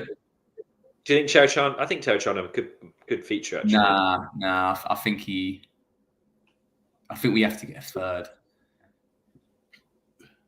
Gone out. Good ball, Ruben. He's burning. Wait, what? Play on, man. Come on. Where's the supporting cast? Come on. Liao? Oh, this is saucy. Oh, stop it. Head up. Oh. It was like we wanted like a free kick about 3 times in the build up there, but like just play on, and it's just like we got a great shot. I don't get that. We stopped the game. Maybe Alex Jimenez for Florenzi. Yeah. Isn't he injured still, Jimenez? He's on the bench. He's on the bench? No, he's not on the bench now. No, that's what I thought. No, he's mate. Jimenez, I'm almost certain had like a pretty bad injury. He's on crutches, not like He's out. He's out, man. That goal also makes 11 goals, 11 assists for Liao. Oh no, hold on. 11 goals, 12 assists for Liao in all comps. What this season? Yeah, that is good. That is good. Obviously, it could be better, but like, it's really he's still. Oh, go on. Oh, bit too high. I get what you guys are saying about Leao, by the way. Guy's huge when next to people trying to push him off the ball, built like Muhammad Ali. Honestly, I mean, I've seen him live a few times, and it was that moment when you saw him, when you've seen him in the flesh. He looks big in TV, but I promise you, he's a 6'2", tall, big guy running on the wing. You don't see that very often. This is a good sub, by the way. This is a great sub, by the way. Sorry, Okafor for Leao and Musa for Reinders.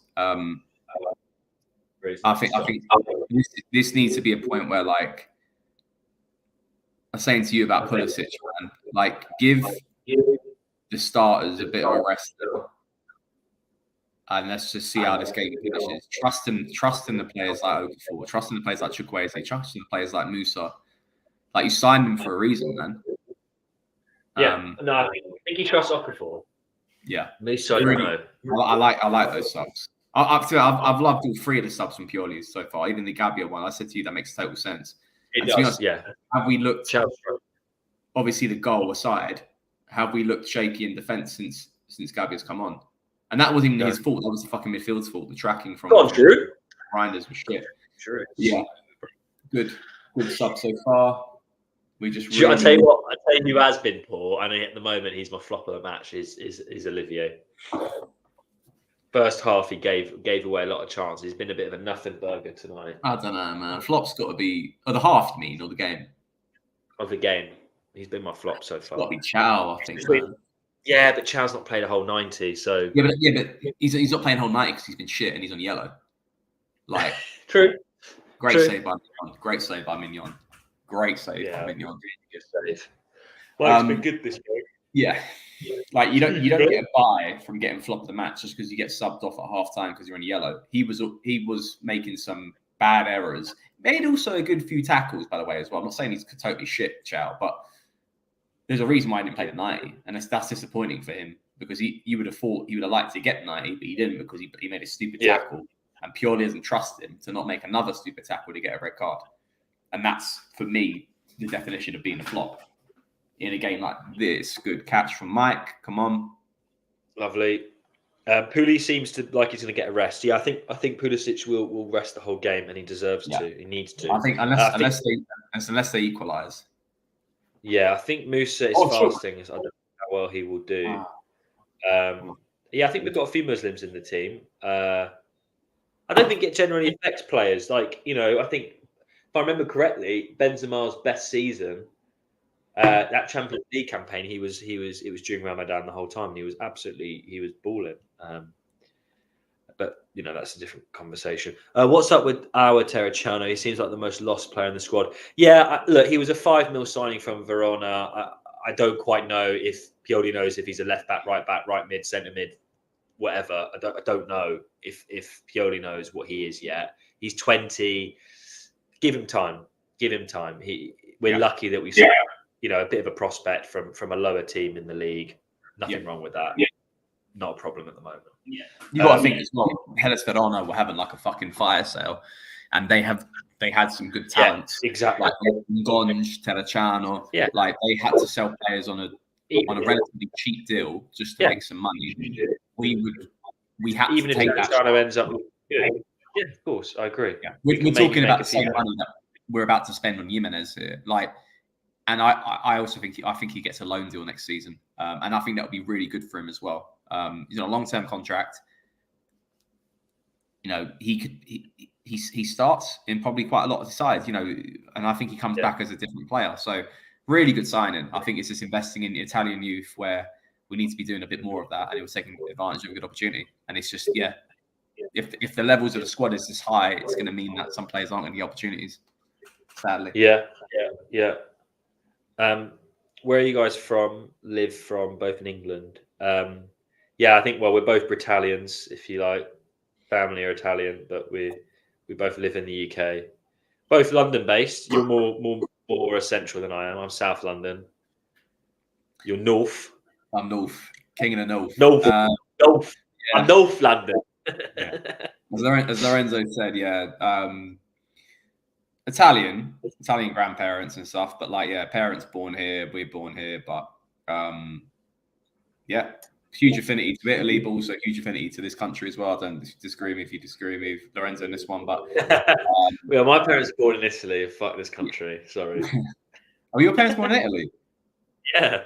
Oh, I didn't know that. All right, well, mine weren't. Hence, probably why I'm a bit more.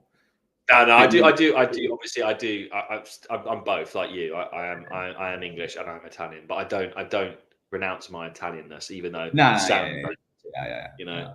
don't at all. It's one of the things where you can't, regardless of not growing up in the country, you still can't deny culture, and you still can't deny the fact that when you grow up and it's even just simple things of not calling your grandparents grandma and grandfather, you call them nonna, or Easter's are much more important, or what you eat for Christmas or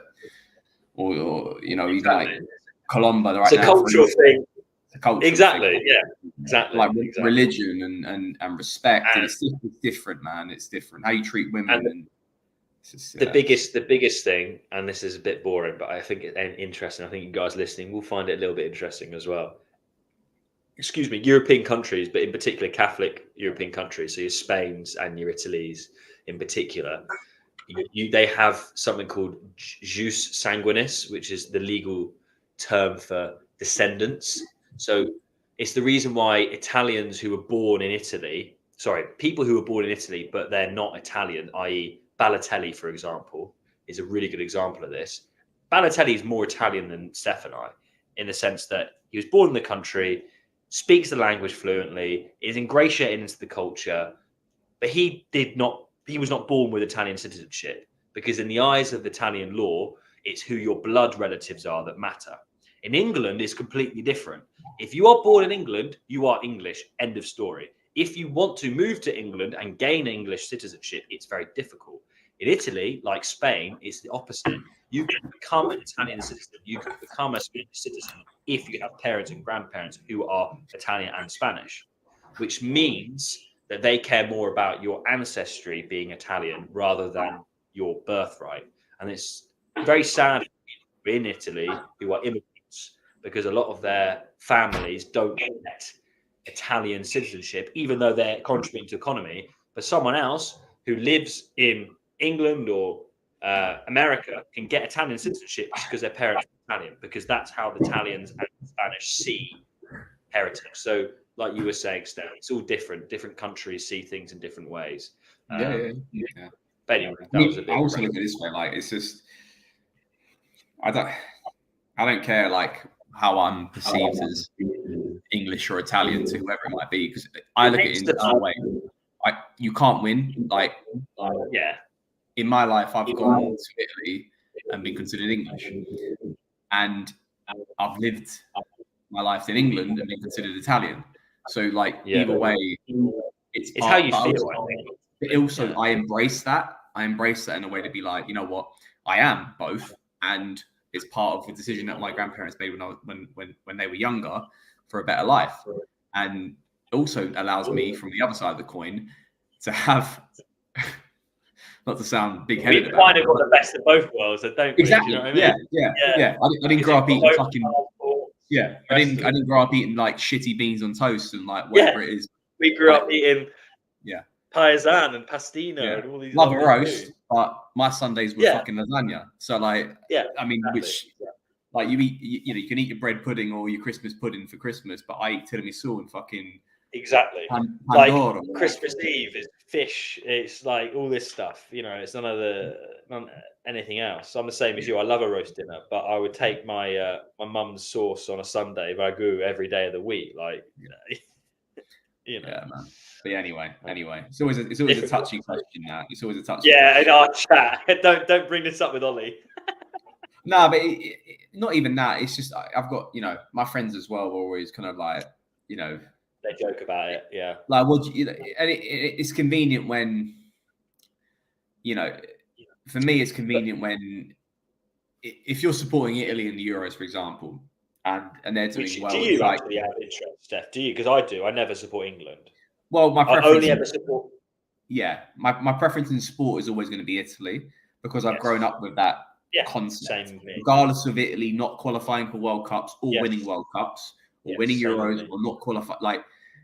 You have and it's like Milan as well. You're there for both sides, and you can't choose that. You can't fucking choose that. I don't know also about you. Like my grandparents were into football. My parents weren't into football. But when Italy played in the Euros or World Cup, you best believe all of us got together and all of us watched football. My mum turned into a football fan. She wouldn't even know who Francesco Totti was, but I can promise you, during the World Cup and the Euros, she'd be watching it and going, "Oh my god, that was amazing!" And I think. I grew up with that, like you. So for me, it's a no-brainer to be supporting Italy. Great save, fucking hell! Save. Yeah, Fiorentina have turned it up a little bit, guys. I know we've rambled on, but going back to the match at hand, they're looking for that equaliser. We're a bit over the top defensively here. Tomori's lost the marker completely. Tomori's lost it. Yeah. Good save, man! What a save by Mike. Anyway, the cultural thing's a story for another day, but you get out the drift. But and then all of a sudden, Fiorentina do the worst corner attempt and it's knocked the ball out for a throw-in for us. South to YK, big up South. None of this North rubbish. Where are you from in South? Fucking South. Anyway, Pulisic's coming on. Oh, Puli's coming on. Interesting. For Chuku. I wanted Chuck to get a full 90, man. Does that, is what it is, isn't it? Is what it is. I did say if the game's close, I think he throws him on. But yeah, I think, but he has a lot of faith. Pioli is a classic. He likes what he likes. He now has trusted Pulisic. That's like his answer. He's not a very adaptable manager. Not always a bad thing. Yeah. I was gonna say, who is and on the topic of London and England, comment section. Who's your favourite signing this summer? Because for me, I'm still Loftus-Cheek, man. Ruben's been sensational. Like, we're talking stats, man. I mean, I know, yeah. But that's a good question, Steph. Actually, yeah, get in, guys. I was going to say, stats-wise, lost my fucking ring. Stats-wise, Pulisic 12 goals. Loftus-Cheek, man, being on 10 goals, man, like that is for a midfielder is really good. Like, really good. If we're just talking about stats and sometimes not performances, which I'm always quick to criticize Pulisic's performances and pulling it away from the stats. I think Pulisic is up there as a very, very close second. But for me, I think Loftus-Cheek, and he also had a remarkable game against, and it stands out to me sometimes, games against PSG at home when we beat them 2-1. Unbelievable. That game was unreal. And it wasn't for scoring goals. It was for winning the ball back. Domination. It was domination. Yeah, absolutely killed it. The closest thing we've seen to like Kessie in the way of just like being a destroyer in midfield and winning the ball back so well and with grace. But he got more technique than Kessie. That was the one thing Kessie never had, really. Also, goals-wise, I mean, fucking hell. What did Kessie finish on that one season when we got back in the Champions League, goals-wise? 12, maybe? Yeah. Something like that. It wasn't far off. He's not far off, basically. I think he's offside. Got Musa.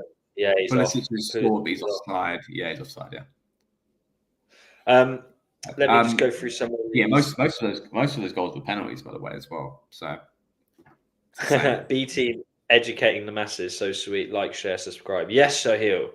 That is the message. Like, share, subscribe. Mike, again, Mike's being like, don't sell me. Well, he definitely needs to carry on this way. Nikesh is Indian. Big up, Nikesh. Love India. Love Indian food. We're lucky in this country. We've got probably not by Indian standards, but compared to the rest of the world, decent. There you go. It might be you, but if you are Nikesh, you're a great guy. I love you. If you're not, you're still a great guy. If you're not, you're still a great guy because you like AC Milan. Focusing on good choice. Yeah, you like AC Milan and big up India Club Milan, wherever it is. I know there must be a thing. So a lot of people were saying, right, RLC has been his favourite, Nikesh. He's on my Fanta Calcio too. I guess that's you know what? I fucking knew it. The moment I saw Nikesh, I thought, he's a guy. He knows. He's got knowledge. It might even be him. It might be you. Showheel says Power Reinders. Okay. Matt's Milan also Reinders. Frederick is voting Pulisic. Steve's Pulisic. He won me over with his goals and assists. Can always rely on him. Tess Falim has said Captain America again, Pulisic. So it looks like Pulisic, to be honest. Oh my god, this is quite funny. Showhills, you'll like this. Showhill said Pichu is Musa, Kessie is Pikachu, and Seedorf is Raichu. I like that. What about Ruben Loftus-Cheek then? Is he mega Pikachu or whatever the fuck? No. Yeah, I'll rate the Pokemon. Slightly. You can slightly interpret that in other ways. I'm not gonna say what, but I like it. Showhill. We like the Pokemon references. Me and Steph are big Pokemon. Fucking. Okay, here's the question. Your first Pokemon game. I played the original. Was red for me, but my favorite is Gen 3. Pokemon Gen 3. Emerald. Oh yeah.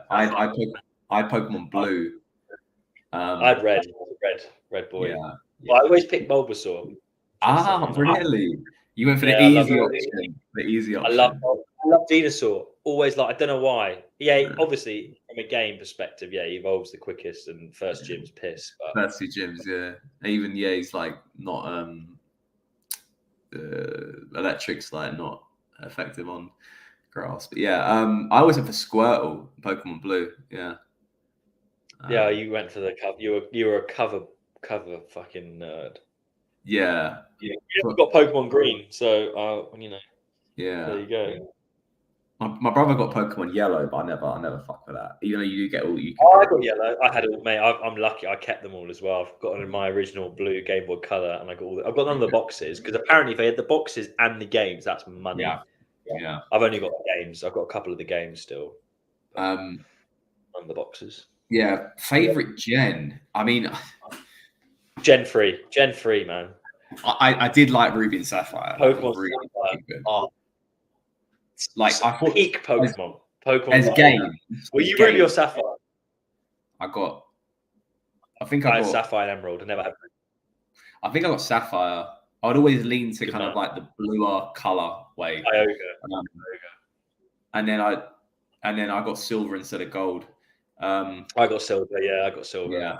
I mean Lugia as well. It was like Lugia or a fucking Lugia's so badass. Yeah. Gee. Sorry guys, if you don't like Pokemon, I have to apologise. The game's died off a little bit. I've actually been playing like an emulator on Soul Silver, which my team is pretty shit hot. I've got I caught Entei and Raikou, like the traveling dogs. Yeah. I caught Suicune, but you catch him too late that it's pointless to train him. I've got I got Entei and Raikou, for Alligator, Dragonite, because I basically cheated to get a Dratini from the Dragonite's OP in basically you get a Dratini if you get if you go to what's it called, the casino thing, the game center in the third town. Yeah. And then there's a game called Voltorb Flip, which is it works off it's isn't it Goldenrod? It's Goldenrod, isn't it? Yeah, it's Goldenrod, yeah. And it works off basically there's a website called if you put in what it is, you can basically get the points for you. So I was just I just need enough points to get me a Dratini because I really wanted. I've never played with a Dragonite before. And then anyway, so I've got Dragonite, I've got Raikou, I've got an Entei, for Alligator, Lugia now, and you legendary fucking nerd you are. Yeah, and then I got a Vileplume because I got the coverage for. I like Vileplume. Yeah, Sleep Powder, Toxic, and all that sort of shit. But I was tempted to get an Umbreon, but back then those games were so difficult to evolve Pokemon. I just shoved my Eevee in the fucking daycare, went up to level 40, and I brought him out, and it was he ain't fucking friendly to me, little fucker, because I thrown him in the daycare. So yeah, it takes ages. Yeah, good games, great games. Steve, you're my man because although I love Pokemon, I also love Yu-Gi-Oh. So we can talk Yu-Gi-Oh anytime you want, but I'll save that for another stream. I did the Yu-Gi-Oh cards, but I watched the first season of the anime. But if you were to ask me what Yu-Gi-Oh anime is better than Pokemon, I'm sorry, the Yu-Gi-Oh anime is unreal. Yeah, it probably is. It's unreal. Yeah, there was that. I remember in season 1, whatever it was, there was the toy cards, the toy Yeah. And then he would some world that he would create. I remember when those cards came out, I always kind of really wanted them, but I mean, in the game, in the anime, it always made it out as if they were really good. But I had some good cards, really good cards. Steph, I've got to show you some of my cards, man. Yeah. That was a COVID. Are you willing? Have you got a Zapdos? This artwork of the EX. You don't want to know. I'm not going to say it on stream because have you got that card though? Because I need to find someone to barter with. Oh, for fuck's sake. Yeah. Anyway, Showhill. If Pioli was a Pokemon, which one would he be? He'd be fucking bald. He'd be whatever the baldest Pokemon is. It'll be a Voltorb. That's what he'd be. Fucking Voltorb. Oh no, I think sharpshooter's got it. Pioli would be a Diglett. Yeah, I think that's good. Yeah, I like. No. You know what it is? No, he'd be an electrode because he fucking self-destructs all the time. Like. Yeah, electrode. But yeah, no, Shiny Diglett head. is quite. Yeah, Diglett's quite funny. Yeah. Try Moscow Mule. Yeah, mate, I love a Moscow Mule. If only Yeah, I had someone to make one for me. I'm home alone at the moment. Unless my cat learns how to do it, I'm finished.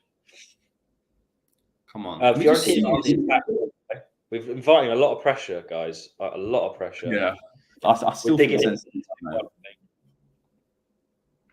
we're digging in for the 2-1 at this point. Fuck it. Even a draw, man, I'll tell you. But like, I think let's show some nous and like let's see this game out well. Yeah, I'd be happy with it ended 2-1, no problem at all.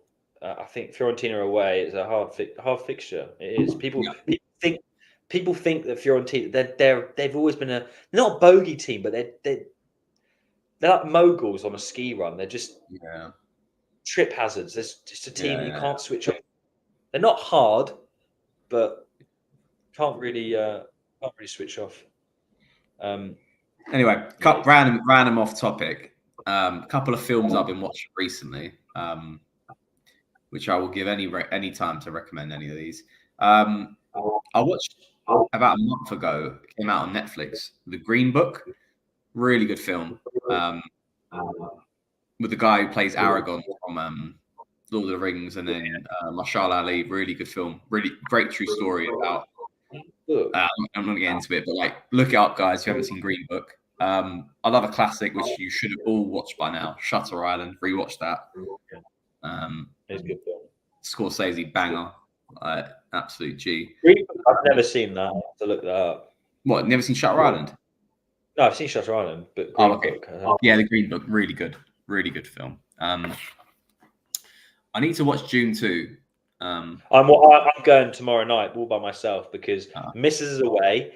She didn't want to watch it. And all my fucking friends, my parents, everyone who I want to go with saw it like the day it came out. So it goes out of cinemas in a couple of days' time because it's been out for a month. So I'm going tomorrow all by myself. I thought, fuck it, I'm just going to go because I want to watch it. Why not? So I will tell you how it is. I'm going to go tomorrow after my nice Easter meal with the family, and then we'll see how it is. Nice. You're not going to watch cinema by myself, Steph, ever? I haven't either. So, just don't sit at the back. Just don't sit at the back. I've got premier seats. I've got front row. I'm not fucking about. don't sit at the back. I don't know how a lonely guy at the back with like low lit glasses. Hey guys, yeah, with my fucking blue light glasses on. Hello. Anyway, yeah, you're not watching the game, the Arsenal City game. Nah, I mean, I'll be with my parents till. I mean, my sister's fiance, so my future brother, he's a big Liverpool fan, so he'll probably want to watch it while I'm at lunch on our TV at home. But I'm not that bothered. I really want to go see June. I like the Premier League, but I don't care at the end of the day. It'll be a good match, but I'm not gonna cancel my plans for it. You know? Yeah, definitely. But yeah, it will be a good match. I'll probably catch the first half on my way back. Yeah. What do you think the score will be for that, by the way? Again, sorry guys, if you're talking about the Milan game, we've basically just decided to close the game out. We're not really. I don't know, man. I think it'll be a draw. Is it a City at the Etihad? It's at the Etihad, yeah. And the thing is, they I don't know if those players are injured in the international break, like Walker and Stones. They'll probably play, won't they? I think City win. Jovic is on, yeah. But I think City win by like a goal. Fucking hell. Jesus. Another thing about being a Londoner is I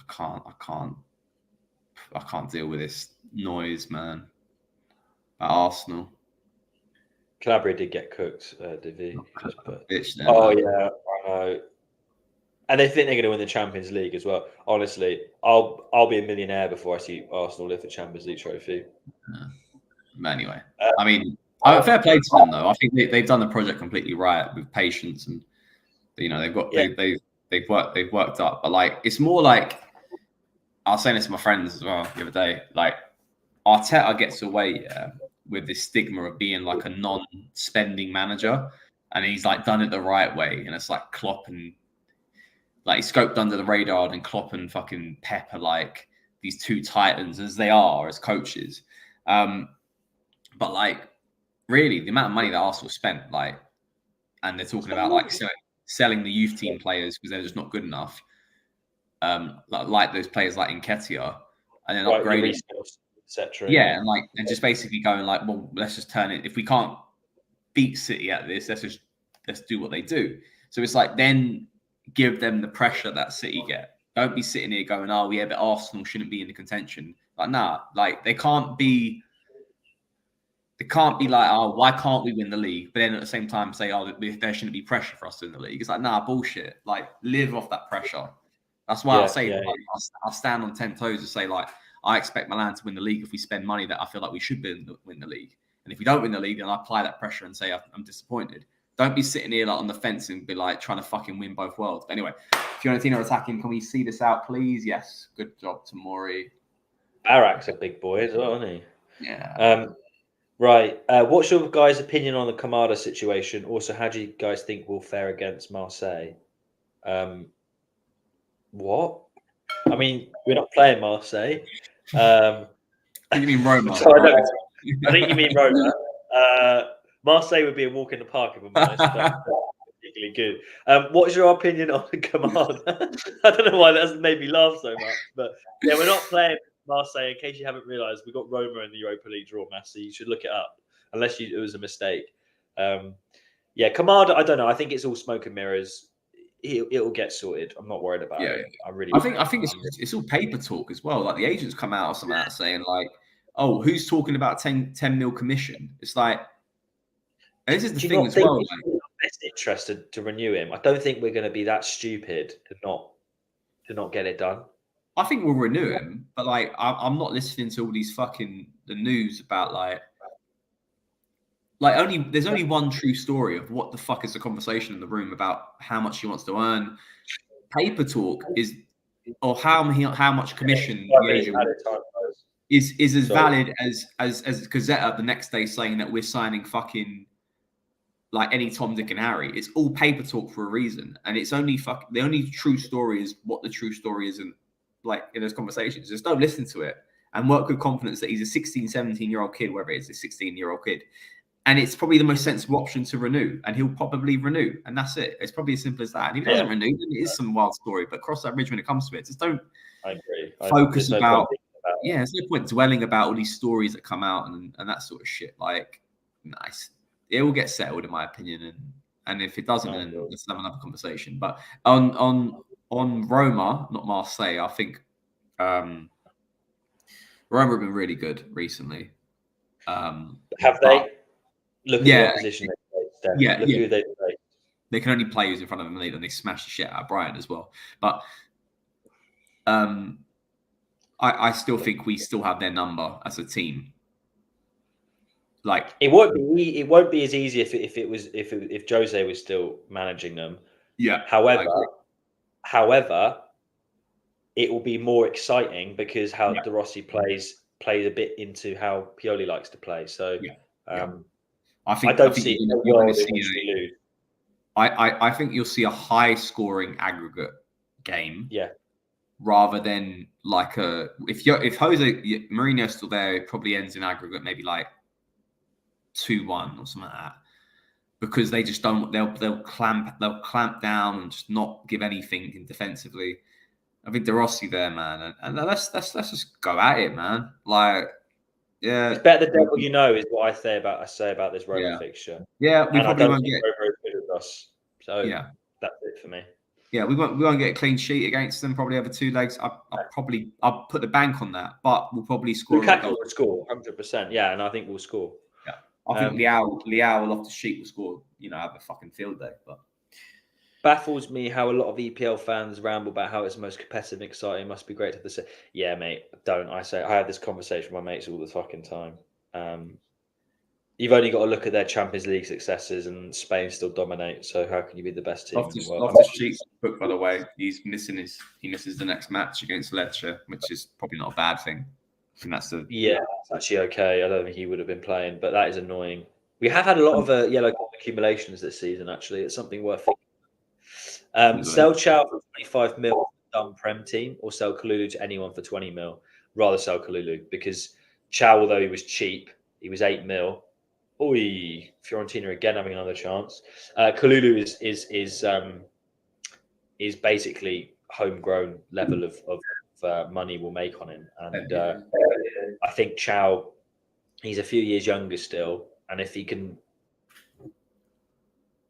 basically read a book about how to fucking defend, he's I think got a bit of a higher ceiling, and also Kalulu's become ridiculously injury prone out of nowhere. So Chow is definitely the one I'm keeping. Do you think we're missing on our homegrown talents like? Yeah, Pulisic had a good shot. I don't know. I think it looks like we've seen this game out. By the way, minute and 20 seconds left.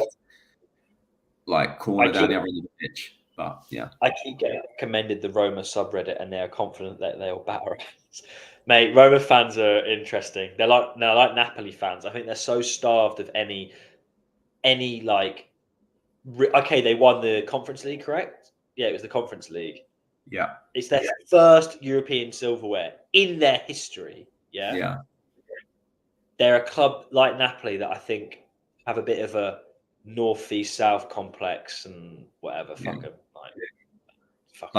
The reason why I think we'll also handle Roma is because they're like a Dybala injury away. Or a Lukaku injury away, or even not even Lukaku. I don't give a shit if Lukaku plays or not. Like, Lukaku's going to give you like an inconsistent game, but like Dybala is just like, if he's injured, which is, to be honest, if you flip a coin, he's probably injured.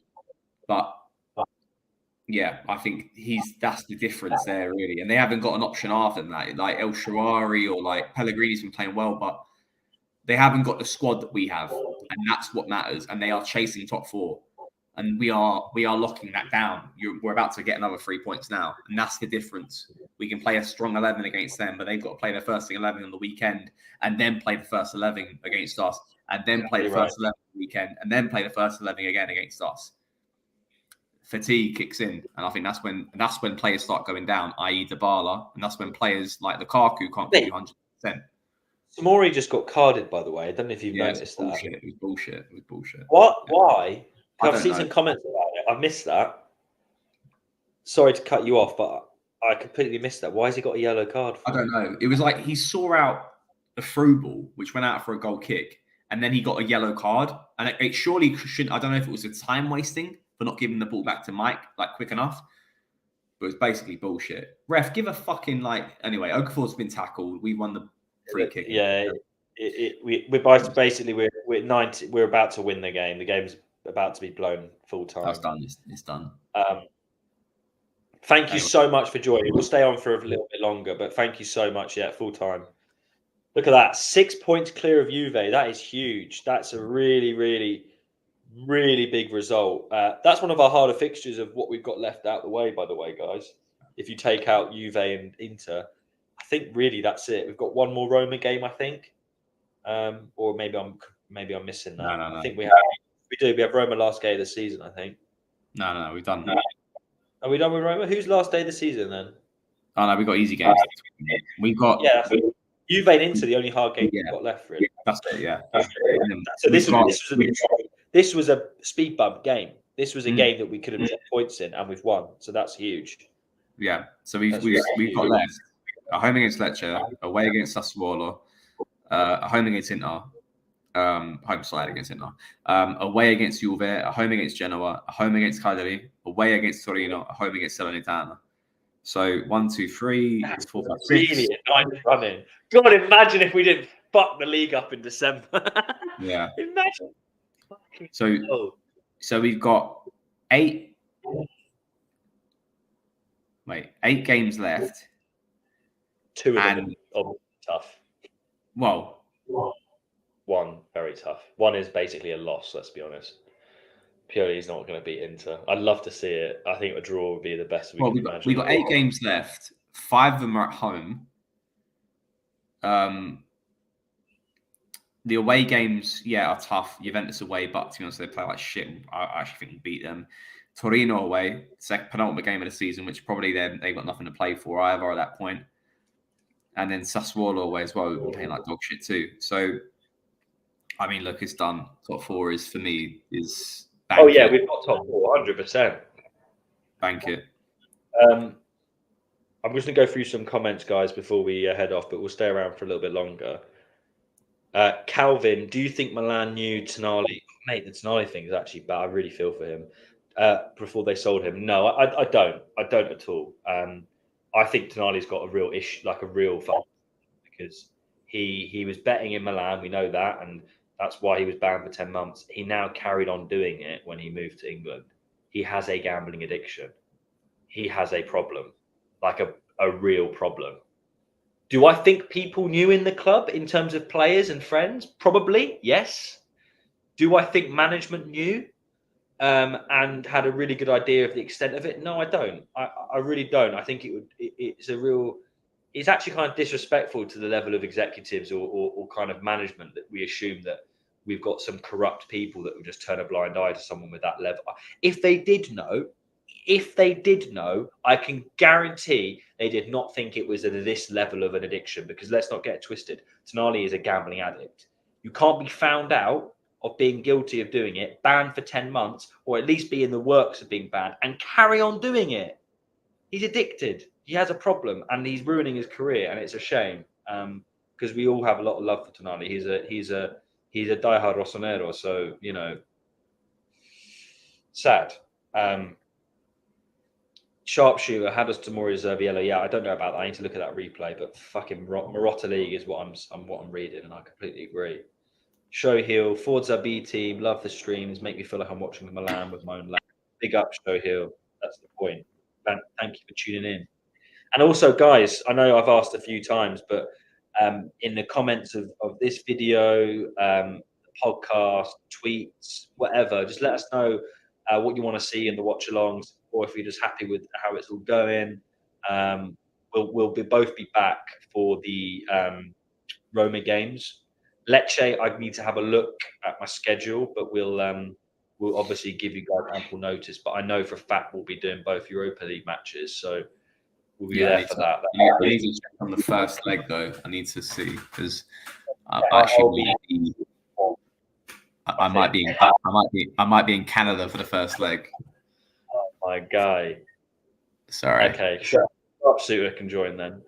Yeah, we'll call the reinforcements in, but a bit of an emergency. Potentially, I have to go for a funeral. So. Oh, I'm sorry to hear that. Yeah, it's fine. I'm sorry to hear that, Steph. So you have to say that. Apologies about that. No, that's cool. It's cool. But I'll be back for the second leg though. But Pioli really dropped this league in December. I mean, look, this is what annoys me. If you look at the last 8 games, like Steph was saying, we've got 2 on paper hard fixtures. The rest of them are fucking piss. Again, on paper, we would have had this league. Thank you so much for joining. Great stream as always. Catch you on the next one. Another win. Y'all have really turned this around. Yes, we have. You're quite right. That's a really good fucking observation. The first couple we did, it was like, fucking hell, we're bad luck. Now it's nothing but W's. No, it's been an absolute pleasure, guys. Absolutely. Let's before we go, let's do one last talking point. What do you think? Do you think we'll get second? I think we'll top 4 is non-guaranteed. I would say at this point, I really don't see us dropping the ball. Obviously, it's still possible. There's 8 games left, and we're only, I think, 9 points clear, 10 points clear of 5th. But when you factor in that, I'm pretty confident Italy will be one of the 2 leagues that gets the 5th spot as well. Then it's again even more chance that top 4 is wrapped up. But will we get second? Let us know. And the last comment, Steph, I guess the last thing I want us to end on is Roma. I know we spoke about it briefly, but Europa League is the be all and end all for this season, because Pioli can't rest on his laurels of just getting top 4. That just can't be enough for us. Yeah, I don't know. I mean, this is also the other thing, to be moved away from Pioli this summer, and what's the, I don't know. Like, I think Forlani came out saying, like, midweek, saying, like, oh, it's hard. You can't sit here and say what performance is basically going to be the barometer of what indicates him being staying or going. And, like, personally, I'm an advocate for moving on, 100%. And, like, I would love a Thiago Motta to come in. But yeah, I don't know, man. I expect us to get through to Roma. If we don't go through Roma, then 100% Pioli's to go. Oh my god! If we don't beat Roma over 2 legs, oh my god! Yeah. Oh my god! I'll be wasted opportunity this season. Look, if we get to the semis and we play against like a Leverkusen, and we play Leverkusen, which more likely will be the outcome, or West Ham, but let's say Leverkusen, who have been really good this season, and we lose closely over 2 legs to them, I can understand why the conversation might be like potentially weighted to keep them. But I do think if we have a chance to look at this and we get Motta, then we got or whoever it might be. I don't give a shit who the coach is, but I think we make a move. But yeah, like, guys, I don't know, whatever. I'm not going to go into the purely. Let's take the win. Yeah, let's take away. Obviously, I know the boys on the pod will recap this match, but make sure you get your questions in and any lasting thoughts before we head off. But ultimately, fantastic victory away from home against, again, I've said it a few times, I know you have as well, Steph. Fiorentina are not a pushover side. 2-1, yes, it's only a +1 goal difference, but it doesn't matter. It's a win as a win, and we were the better team. It was a deserved win. Defensively, would have been like to have seen a few more, a little bit more composure. But can't complain. Leao was fantastic. Chuck was brilliant.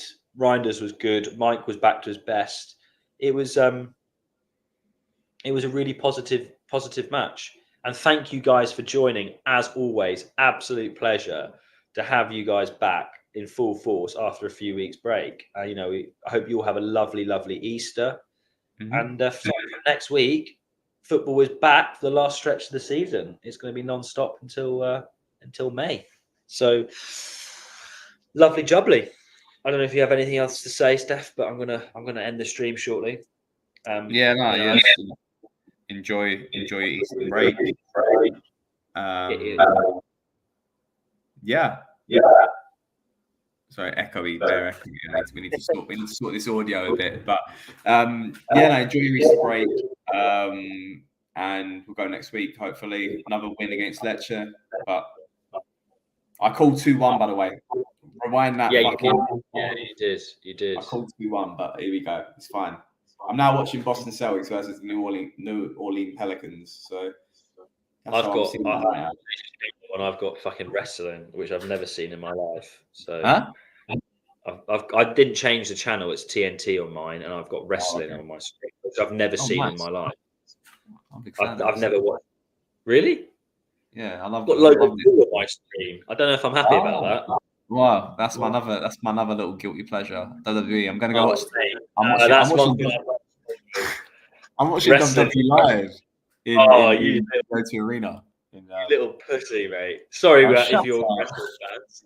I think it's the biggest load of crap ever. But anyway, that's a different discussion.